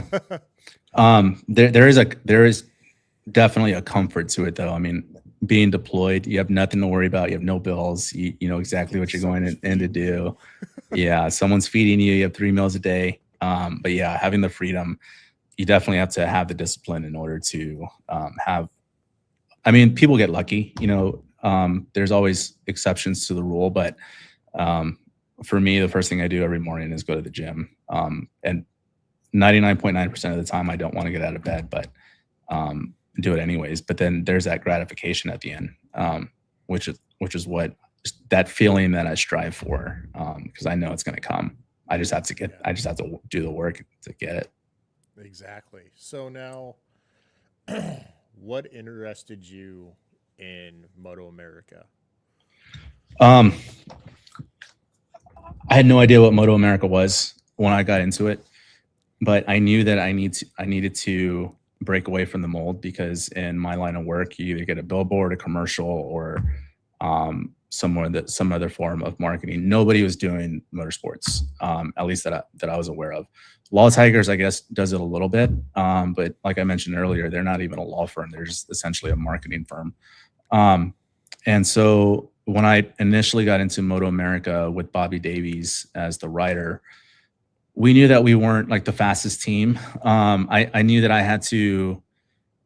I knew it was an interesting way to market what I do, and I could justify it because a lot of people ride motorcycles and get in accidents in motorcycles. And so for me, that was the nexus that kind of tied it all together. And so when I first did it, it's not like there was a formula that I could follow or a game plan, because as far as I knew at the time, I was the only one doing it. And I know even now, 5 years from now, I'm either going to be a genius or an idiot. And both of those are very possible. This could be the dumbest thing that I could have ever done for myself or for my firm. But who knows? Fortune favors the bold, and that's what we're trying to do. That's what I'm thinking. Yeah.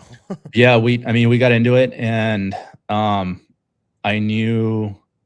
I just knew that it resonated, and there's some formula out there. Like, you look at what Red Bull's doing with F1. They have no skin in the motorsports game. They're not an engine company, car manufacturer, dealership, whatever. They're an energy drink company. So there is kind of a formula, and that resonated with me when I started watching the F1 series, and that got me more into racing. And there's also a fun camaraderie with going to these races every weekend whenever we're there, because it's kind of like the military. Everybody's there for a common goal. Everybody has a job to do. As long as everybody does the job, then the mission is going to be successful. And on a race weekend, the mission is having a successful race. But we knew that we weren't going to be the fastest team, because we just did not have the resources to be able to put together a fast team. And then we met Ben Smith in 2023, and we met him on accident. We were looking for, I noticed that weekend, I had never heard his name before, but that weekend he was racing, and his name was all that you would hear on the intercom. It's Ben Smith. Oh, Ben Smith makes a move. And then he was riding an R1, and we were also riding an R1. And our mechanic, Sean, I blame Sean for all of this, by the way. But our mechanic at the time, Sean, he went up to Ben and his dad. We had no idea who they were, but Sean went up to Ben and his dad to ask for I think he was looking for some fork measurements or just wanted to get some data on what they were using so that we could line our stuff up correctly. And if you've ever been in a paddock or been around other teams, you know that most teams won't even look at you.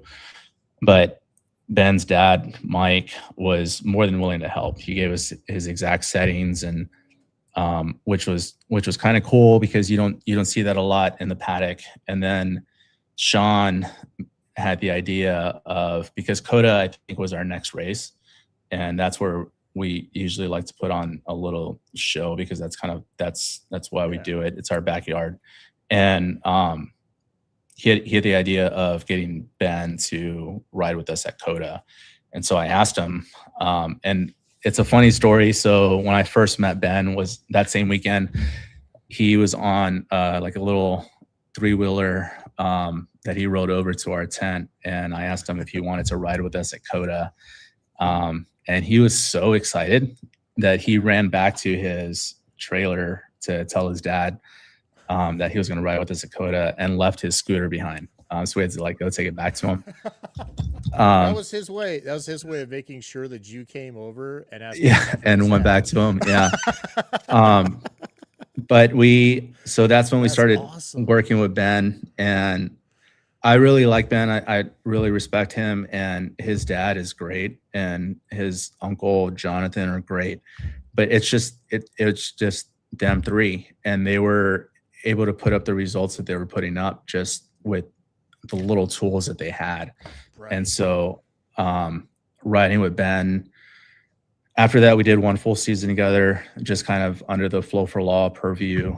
And then he had an opportunity to ride he did a test ride with Superbike Unlimited on their R1.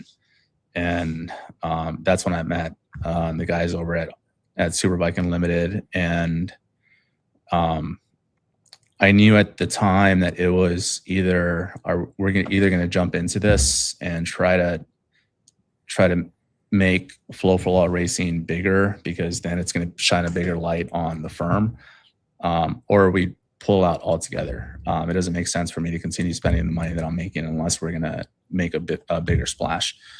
And so we teamed up with Superbike Unlimited for the 2025 season.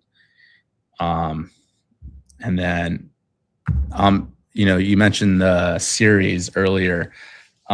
There was a lot more drama behind the scenes. Oh, I know. I think I could feel the tension in the air. I think they could have gotten on camera.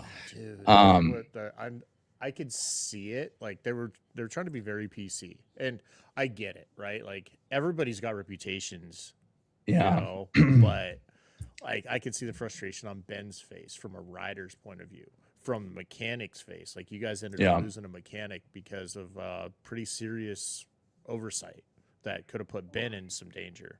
I want to discuss that because I think that mechanic's name should have never been made public. That ruined him on the episode. Because more than likely it wasn't his fault. If you watch all of the episodes and you start paying attention, there was always something wrong with the bike. And the responsibility was always getting pointed in a direction where it shouldn't have been. And responsibility never got pointed in the correct direction. And there were some red flags for me pretty early on. And but for the betterment of the team, we kept our best foot forward. We always, we showed up and always tried to put on a good show, always gave everybody what they needed, always made sure we went out and had our team dinners every Saturday after the first race. But it got to a point where after Ohio, I think it was, our next race was going to be Coda. And I knew I had to, morale was low. I didn't even like going to the races. Everything was someone else's fault. Everything was Ben's fault. Everything was, you named a person. It was never probably the person actually responsible. And that bothered me. Well, yeah, I And mean, from a military perspective, right? Like, you you got take to take personal accountability. responsibility. Absolutely. Yeah. You have to take accountability. And when you don't, it really, Well, it hurts the whole it team. hurts the whole team, hurts morale. And once the situation gets toxic, it's hard to break away from that. And so it it was my job as the kind of the leader of the group to put us back on the right foot. But the risk of doing that, so it um it was hard for me to, so we only had 3 weeks from race to race before Coda.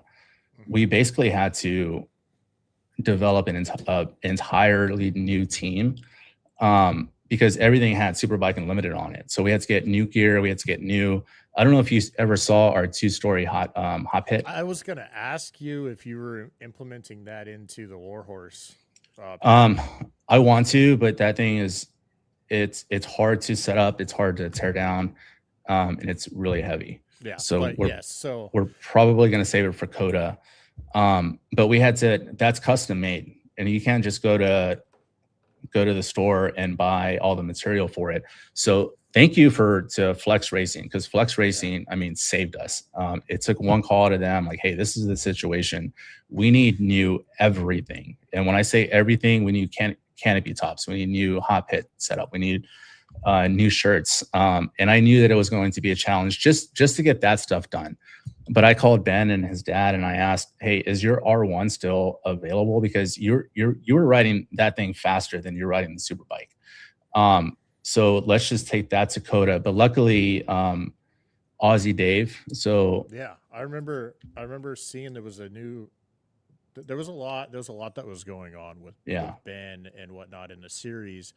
And ultimately, I think he completed maybe 60% of the races that you guys I wouldn't even say that. I mean, the running joke every weekend behind the scenes was, what lap is the bike going to break down on? Yeah, there's quite a few DNFs.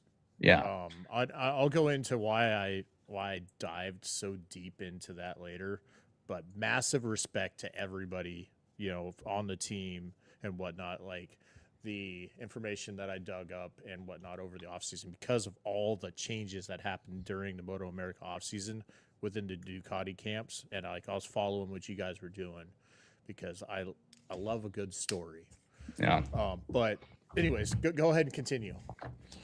No, so I mean, Flex Racing really stepped up for us in a huge way, and Aussie Dave. Luckily, Ben had his contact because he was able to give us an R1 to race for the rest of the season, which was only going to be Coda and then New Jersey. But lo and behold, the R1 that hasn't been used all season and really even maintained, Ben got to complete a weekend, both at Coda and in New Jersey. So it really, it was a huge risk because I didn't know what was going to happen. Like if we were just gonna have to cut it quits altogether. But I knew before going into Coda, we cannot go into it with that toxicity for that weekend. Like it was too important to me. My family's going to be there. We're marketing a bunch there. Yeah. And so it was, I had to make a change. And luckily everything worked out. That's when I got approached by Warhorse to see if I was interested in doing the Superbike stuff with them this season. You were looking at taking a hiatus. I mean, and after the season that you had and all the stress and everything every week, like it was something that you didn't have to do.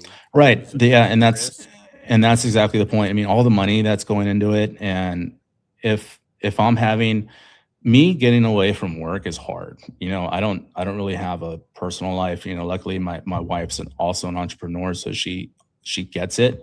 But it's not like I'm out playing golf and doing the stuff that I want to do or participating in these track days or taking vacations. And then I'm still doing, I'm still doing the military stuff. So, to have to get away for these race weekends, that's a huge, burden, on me.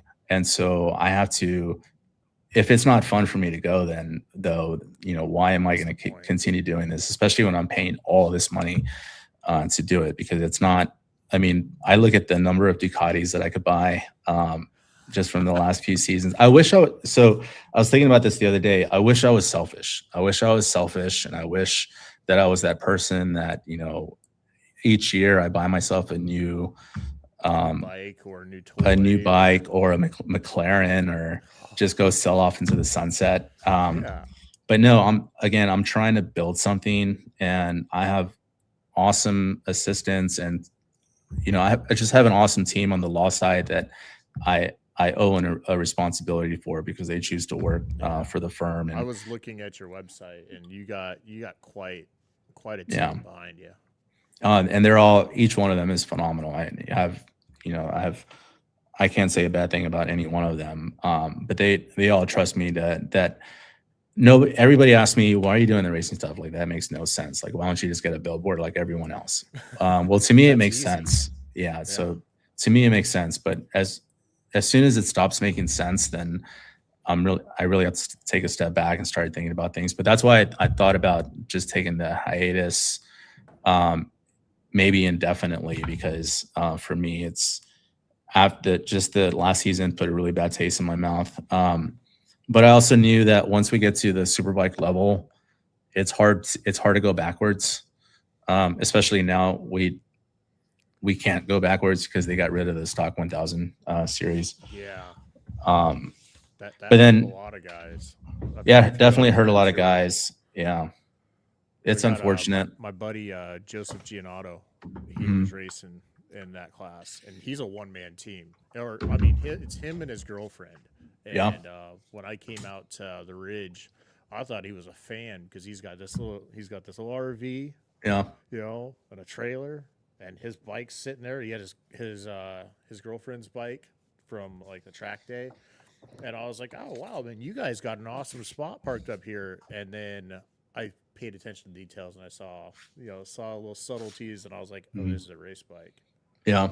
And he was like, yeah, I'm racing, I'm racing. And he was super humble about it. Like, Yeah. but yeah, no, like with them doing away with that team, and there was some other drama that happened too. But Yeah. we won't talk about that. I just have so much respect for anybody that goes through the logistics just to get to a track, much less put a bike on the track. It's I mean, there's a lot that goes into it. And there's a lot of those one-man shows or one-girl shows out there that put in the work. So I have nothing but respect for them. And that's kind of what makes me, take apart the law firm stuff. Just on the racing side, I mean, there's so much respect in that paddock. I mean, you have the teams that nobody wants to talk to, which is going to happen in any social setting. But Exactly.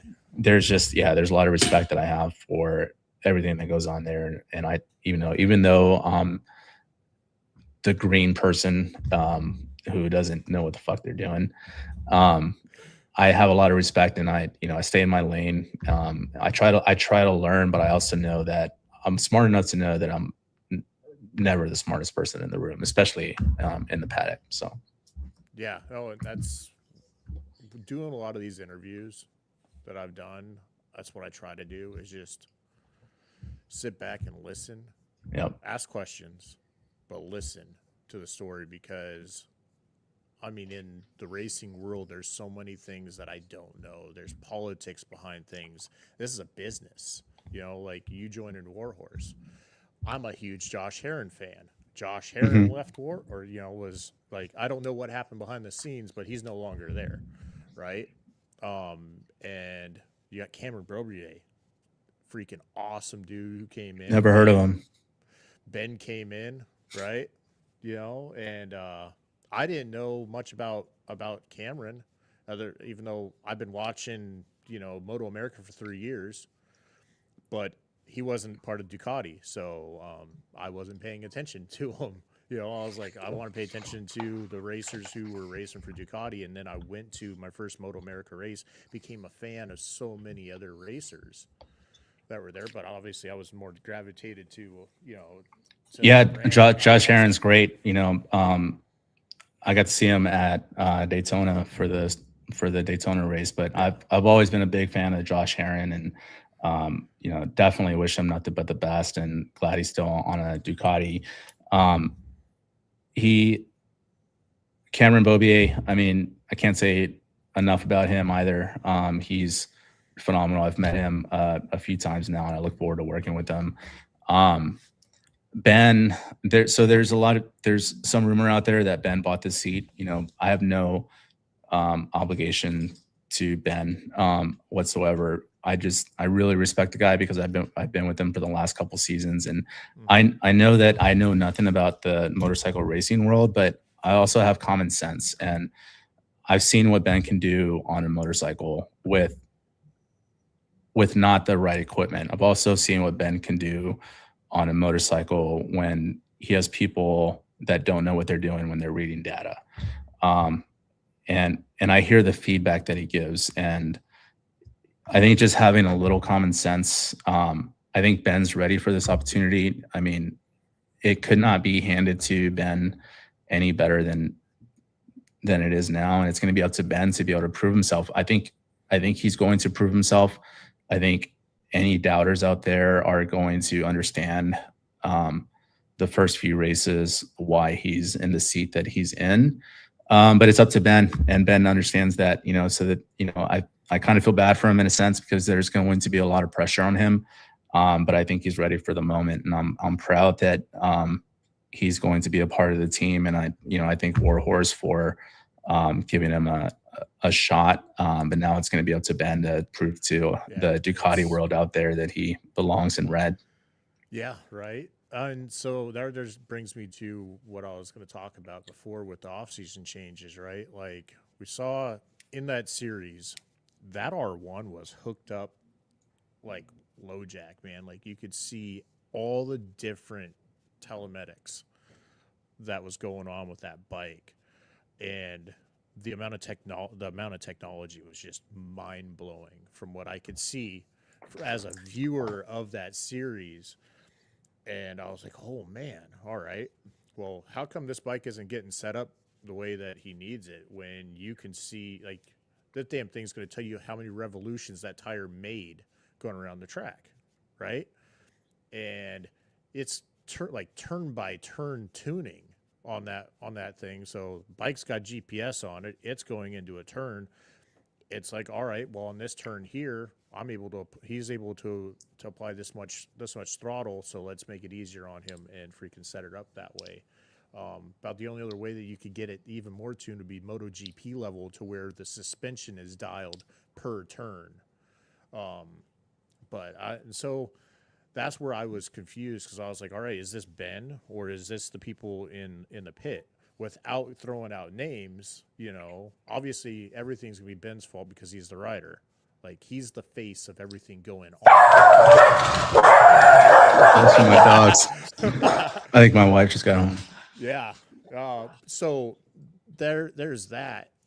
And with Josh leaving, I was like, why are we bringing this guy in who barely completed, you know, enough laps to even be even in the conversation, when Josh just took second place and he was injured when he did this. Like, he was leading the championship up until things happened and he got hurt, and he was still fighting. Like, this goes beyond skill for him to accomplish what he accomplished last year.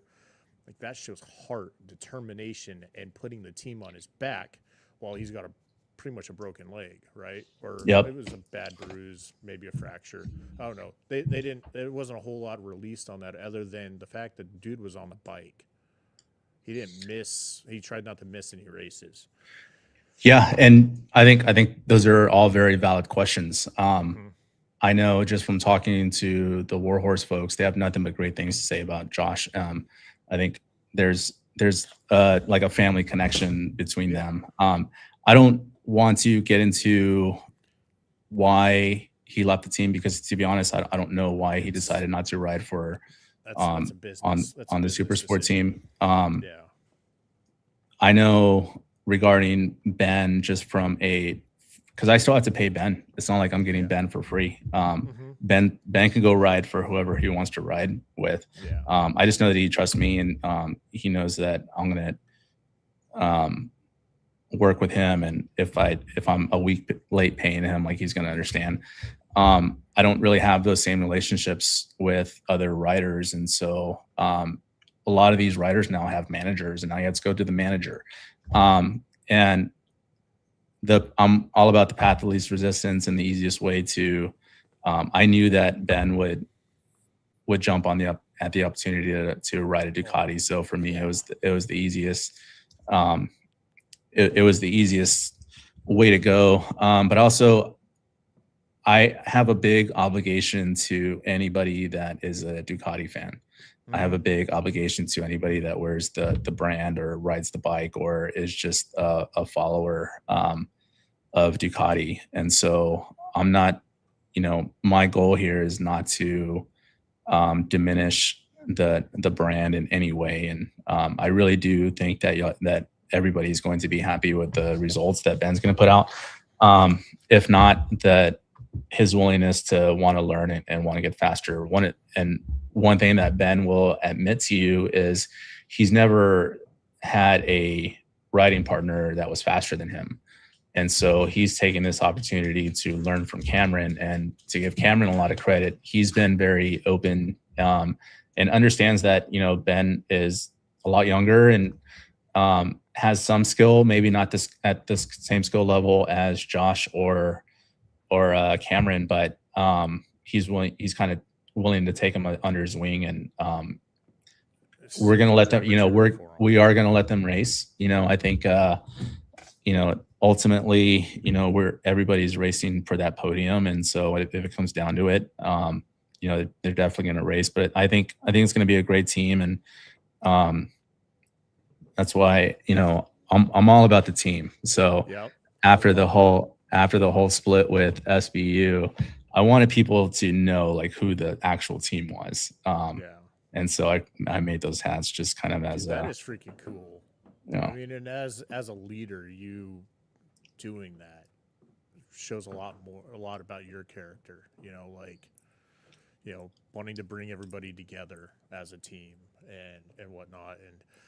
And as a fan, obviously I had tons of questions because, I mean, I'm a fan of Kayla. I'm a fan of PJ. I'm a fan of Josh, obviously. Anybody who rides a Ducati, I freaking love, there's that fanboy in me, I've built a business around Ducati, and thankfully, they haven't gone and said, no, you can't do that, but, I mean, the goal is to, make this as, I'm all about the show, because at the end of the day, like, I'm doing this to market. And so I always want to market a good product. And I think Ben's going to do really good things. And if not, he's going to have the bike for it. So he's not going to have any excuses, because this bike is going to be as pristine as you could ever ask for. And I know that the Warhorse team is going to give him the best product available. I mean, we have the best guys in the pit, and so there's really no excuses. Right. I'm surprised you haven't had Ben on. Have you asked Ben to be on the show? Man, I have asked a lot of people, and I was going to ask you after this, who I should have on. And I think you should. I think you should talk to Ben. Yeah, I'll have to reach out to him, or absolutely potentially put us in contact, because absolutely I will. I'd love to have him on. So do you have any plans for expanding Flo for Law with racing? Yeah, so I don't like to set goals, because I wasn't even planning on getting this far, so I'm kind of in uncharted territory in terms of like what I saw for myself, because this wasn't really a plan. However, I am licensed throughout the state of Texas, so I could take cases anywhere in the state of Texas. But there's also a big referral referral business. So if I get a case in another state, if I know another law firm out there and I refer them a case, and I get to keep some of that, I get to take a percentage of that settlement. So there's also that side of the business that I've looked into. But right now my goal is just to continue spreading the message that I even exist, because it's like tracks that we were mentioning at the start of the show. There's a lot of these great tracks out there, but a lot of people don't even know that they exist. And so it's up to us to kind of promote it. So that's kind of what I'm doing with my law firm is we have this great product. I never make more money than my client does, and That's what that in and of itself cost me a lot of money. You would laugh and I would probably start crying if I told you how much money being able to say that has costed me, but it helps me sleep at night. When I worked at the big firm, I always hated having our client sign a document saying that my firm was making $20,000 and they were only getting $1,000 check when they were the one that was injured. They were the one that had to go to treatment. Happened to them, right? Right, exactly. But I'm the one making all the money. That just never sat well with me. So since day one, I've never made more money than the client does. It costs me a lot of money, but it helps me sleep at night.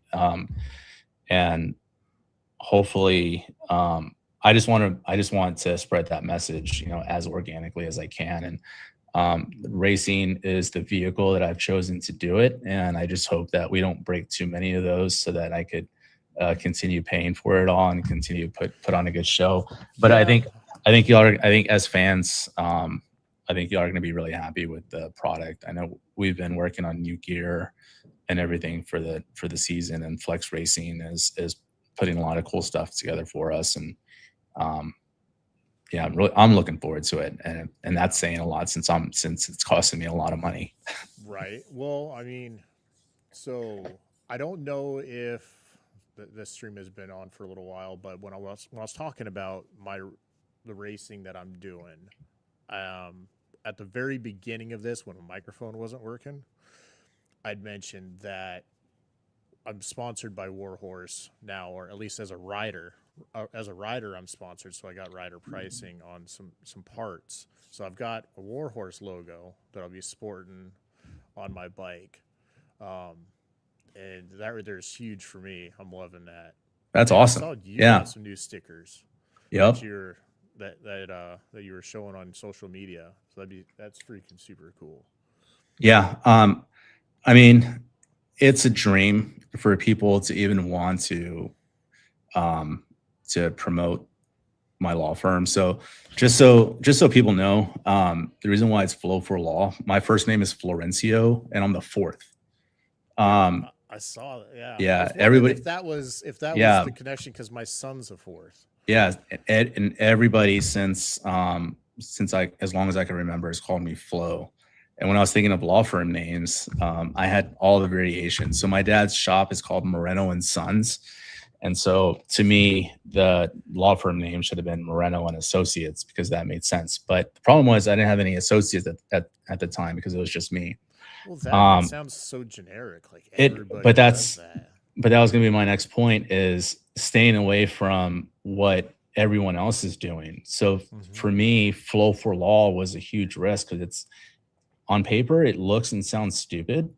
But once you start seeing it more, it's a lot more catchy than the big law firm and Associates or whatever it is. Like Law Tigers, I'll give them credit. I mean, it's a very catchy and it's easy to remember and it's short enough. So for me, from a branding perspective, it made sense, and it's cool. We're finally getting to a place where people are interested in. And yeah, I'm just trying to promote that as much as possible because I value a lot of what riders do. And even though I'm not in y'all's world per se, that as a motorcycle rider, again, if I was selfish, I would just go buy a motorcycle and be done with all this and just, live out my days in Cabo or something. Yeah. But I have a lot of respect for the sport, and I know that there's a lot of passion in it. And I think it's cool that there's at least one or two people out there that would want to support the brand. Dude, I mean, after the stream, I want to talk to you about what we can do to get some of your stickers on my bike. Yeah, absolutely. I'll send you some for free. Unfortunately, my budget, like I get calls all, so I've been asked, do you want to do commercials? You want to do this, you want to do that. Yeah. There's no money for anything. Like I'm going all in, and it's, again, I'm either going to come out of this a genius or an idiot, and both of them are very possible. Hey man, it's all about the journey, right? and I still love it, and it's still something that I'm very passionate about. So, I mean, honestly, like, you're on a national stage. Yeah. You're getting so many eyes on your brand, on what you do, and Flow for Loss stood out. Like, I was like, what is this? I had to know. Yeah. Like with Superbike Unlimited. That was my first exposure to what you're doing. The only thing that I kept asking is who is this guy? Yeah, it's funny how I'm not mentioned very much in the series, even though like your name or your business, like I thought maybe it was Ben and his dad, like maybe there was something there. Like I didn't know, so I had to do some more digging. So make sure that with Warhorse that you're mentioned a little bit more, just a flashy name, because I mean I remember Flow for Law, like that stands out, like that has my attention, but I wanted to know more. Like, is this national? I didn't know that it was just in Texas. So yeah, no, it's just in Texas. And that's why that's why COTA is so important to us, because this is where we're licensed, and Austin is right in the center. So it makes sense. But yeah, I'm looking forward to working with the Warhorse. Bobby Sheck has been amazing. He gets it. I think he's a very smart guy, very business oriented. But I've gotten along great with him. He's got a certain mindset that I have. I think I always have to be prepared every time I talk to him, because I know his mind goes so quick that he's thinking about a million things, because he has a million things going on. And so I want to make sure I don't bore him with my dumb ask or whatever it is that I need. I mean, dude, but he's been great to work with. It's been a breath of fresh air considering what we went through last season. Honestly, coming into this interview, that's how I felt approaching you. Like, you're an attorney, like, or a lawyer. Is there a difference between an attorney or a lawyer? I think a lawyer is somebody who graduates from law school, and an attorney is somebody who passes the bar. Okay. I'm not 100% sure. I just call myself an asshole. Professional asshole. That's right. But that honestly, that's how I felt coming into this. I mean, especially after having to cancel last Friday, because not my fault. I hurt my freaking hand, know, and I was like, oh my freaking God, I got to reach out to him, because like I said, I'd been up since like 5:30 the day before. Yeah. And here it was 10 o'clock in the morning the next day. And I'm like, even if I get out of the hospital in time to make this, I'm going to be a zombie. Yeah. And he's going to be like, why am I wasting my time with this clown? Who I think that regardless. So it's, it has nothing to do with you. I just think you're a clown. No, I'm just joking. No, I appreciate you reaching out, and I'm happy to talk. There's not a lot of time to talk, but I've enjoyed this conversation. But also, for the Ducati fans, I want y'all to know, that I take my responsibility very seriously. And I'm not doing this just to be another sponsor because I want to look good for a year. It was an opportunity that I could not pass up. It's costing me more than I'm willing to ever disclose to anybody. But for me, it's, from a marketing perspective, I couldn't dream up a better brand to associate my law firm name with. And Warhorse has been phenomenal. And so, I just look forward to the season, and I look forward to everything. And I hope that by the end of it, all the Ducati fans out there will understand who we are and want to work with us some more. Yeah. Okay. So we're going to wrap this up here, but I've got some random questions I got to ask. All right. Let's see what Grok has to say. Oh, this one's came from me. Okay. But, all right. So we talked about movies earlier, right? What's your favorite movie? Oh, my favorite movie, I would say that's one of those questions like it's one of those hard questions to ask because there's so many of them. A movie that I could watch a million times. Mm-hmm. Saving Private Ryan is probably my favorite movie. All right. I like Yeah. it. That is a good one.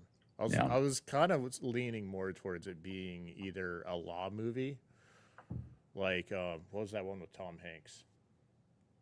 Or not Tom Hanks, Tom Cruise. Tom Cruise.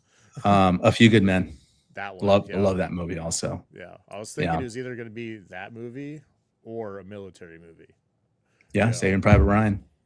I mean, both of them. Well, I mean, Yep. A Few Good Men is still military, but military law, right? Yeah. But all right. So you said that you're a music guy, right? Mm-hmm. What's your favorite song? Like your go-to song? Suavemente by Elvis Crespo. Okay. All right. That's the song. So I always tell people I don't speak Spanish, but my hips do. And that's that song that when it doesn't matter what mood I'm in, where I'm at, or what I'm doing. When that song plays, I have to start dancing. Like I just can't control it. Dude, I kind of want to look that song up. It just speaks to me. I don't know why. Yeah. I gotta look that one up. Mm-hmm. All right. So go-to snack. Chocolate chip cookies. Chocolate chip cookies. Yeah. I mean, go to like any snack or what am I comfortable with? Carb conscious wise. So when you were walking through the grocery store and you see this snack, you can't pass it up. Honestly, these days it's peanut butter pretzels. Oh, yeah, those are good for me. Those are crack. Yeah. For me, it's those little fruit pies. Yeah, I'm not a fruit pie guy. For me, it's those at all. See them at a grocery store. It's either that or like meat sticks. The ones that come in a little package. I grab one of those, and usually they're gone by the time I get home. I know. So then I don't feel super guilty when I'm pulling into the driveway that I picked up something extra from the grocery store because it's going to hit the bin before I walk through the door. Have you ever seen Dodgeball? Yeah.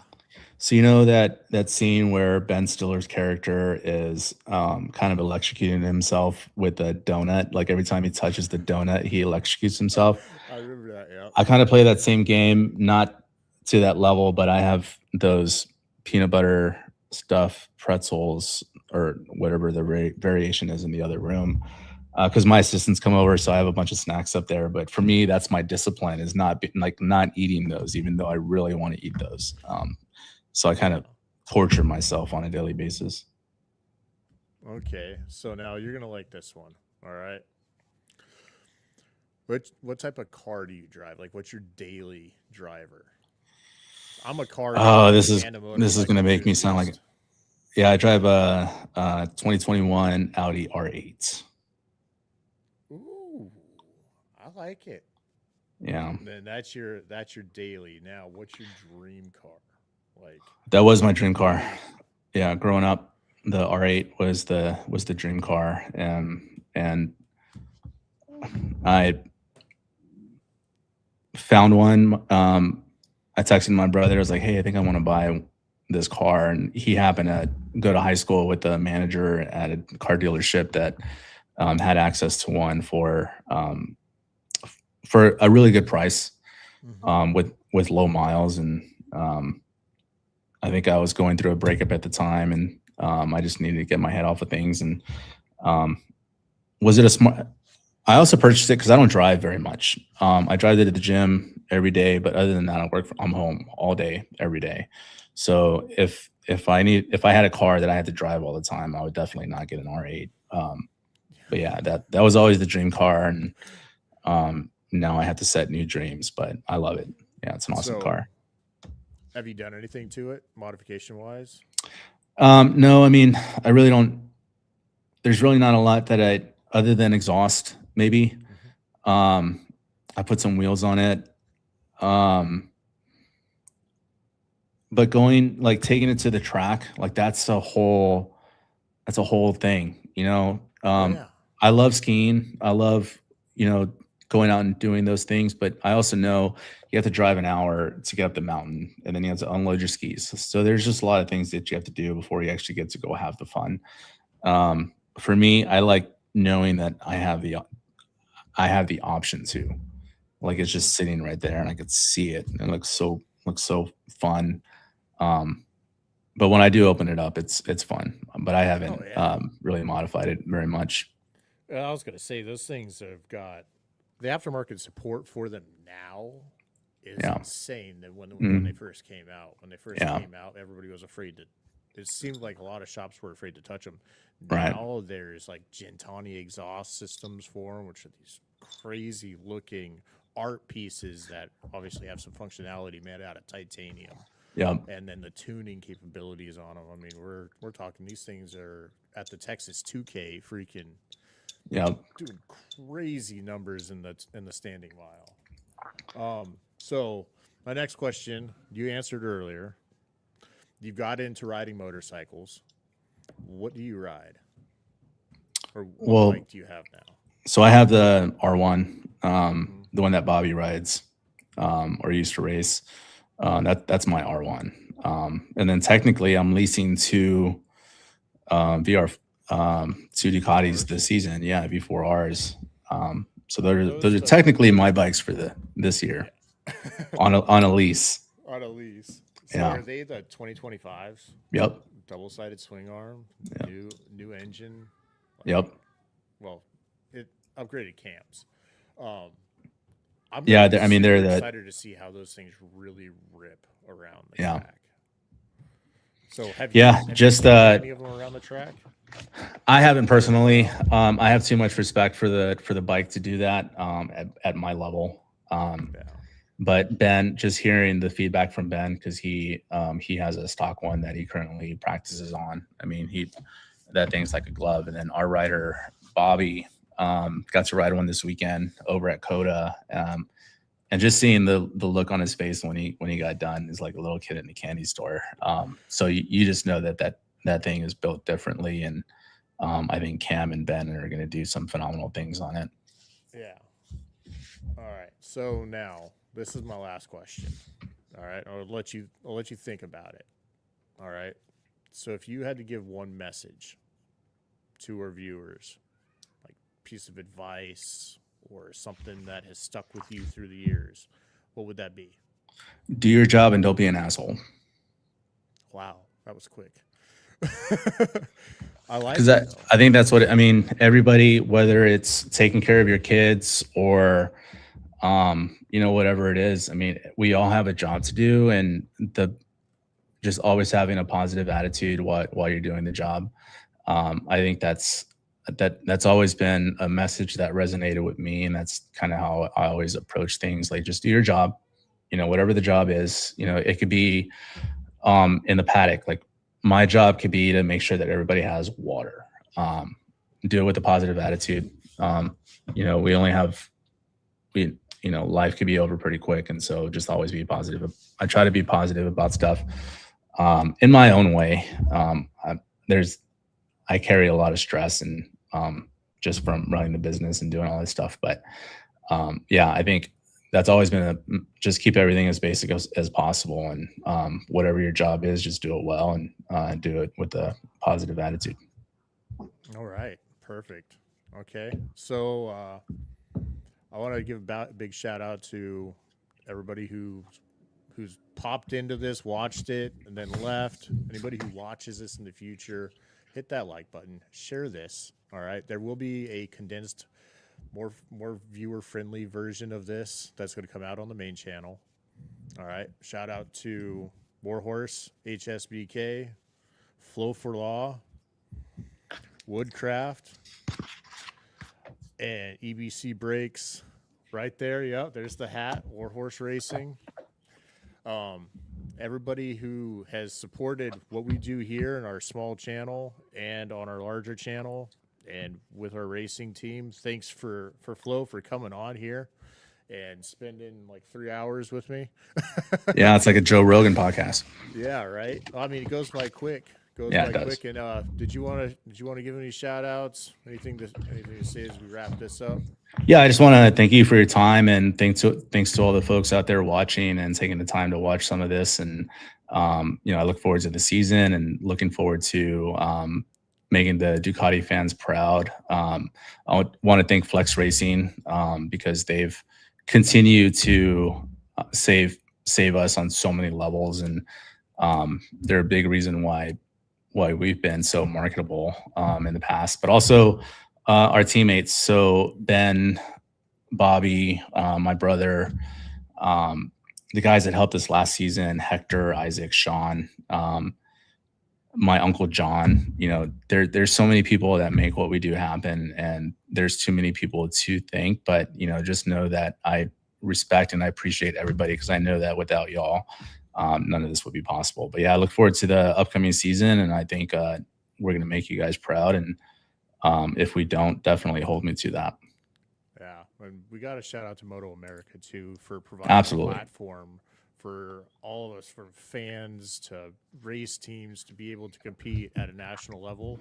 And obviously, in order to go do that, there's a lot of money that goes in.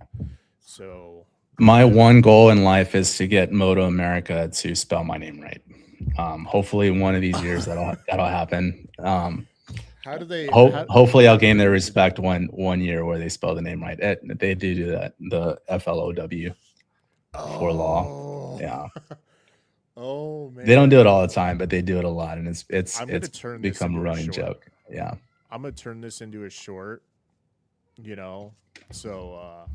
So they're spelling it FLOW.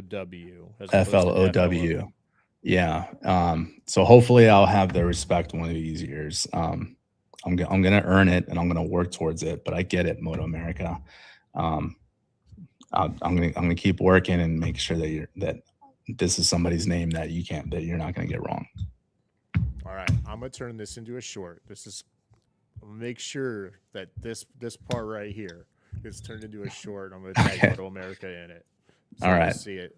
I mean, that is funny. I never noticed that. Maybe it's one of those. So it's like one of those words that can be misspelt in like a paragraph, right? And right. Your mind you would never puts see it together.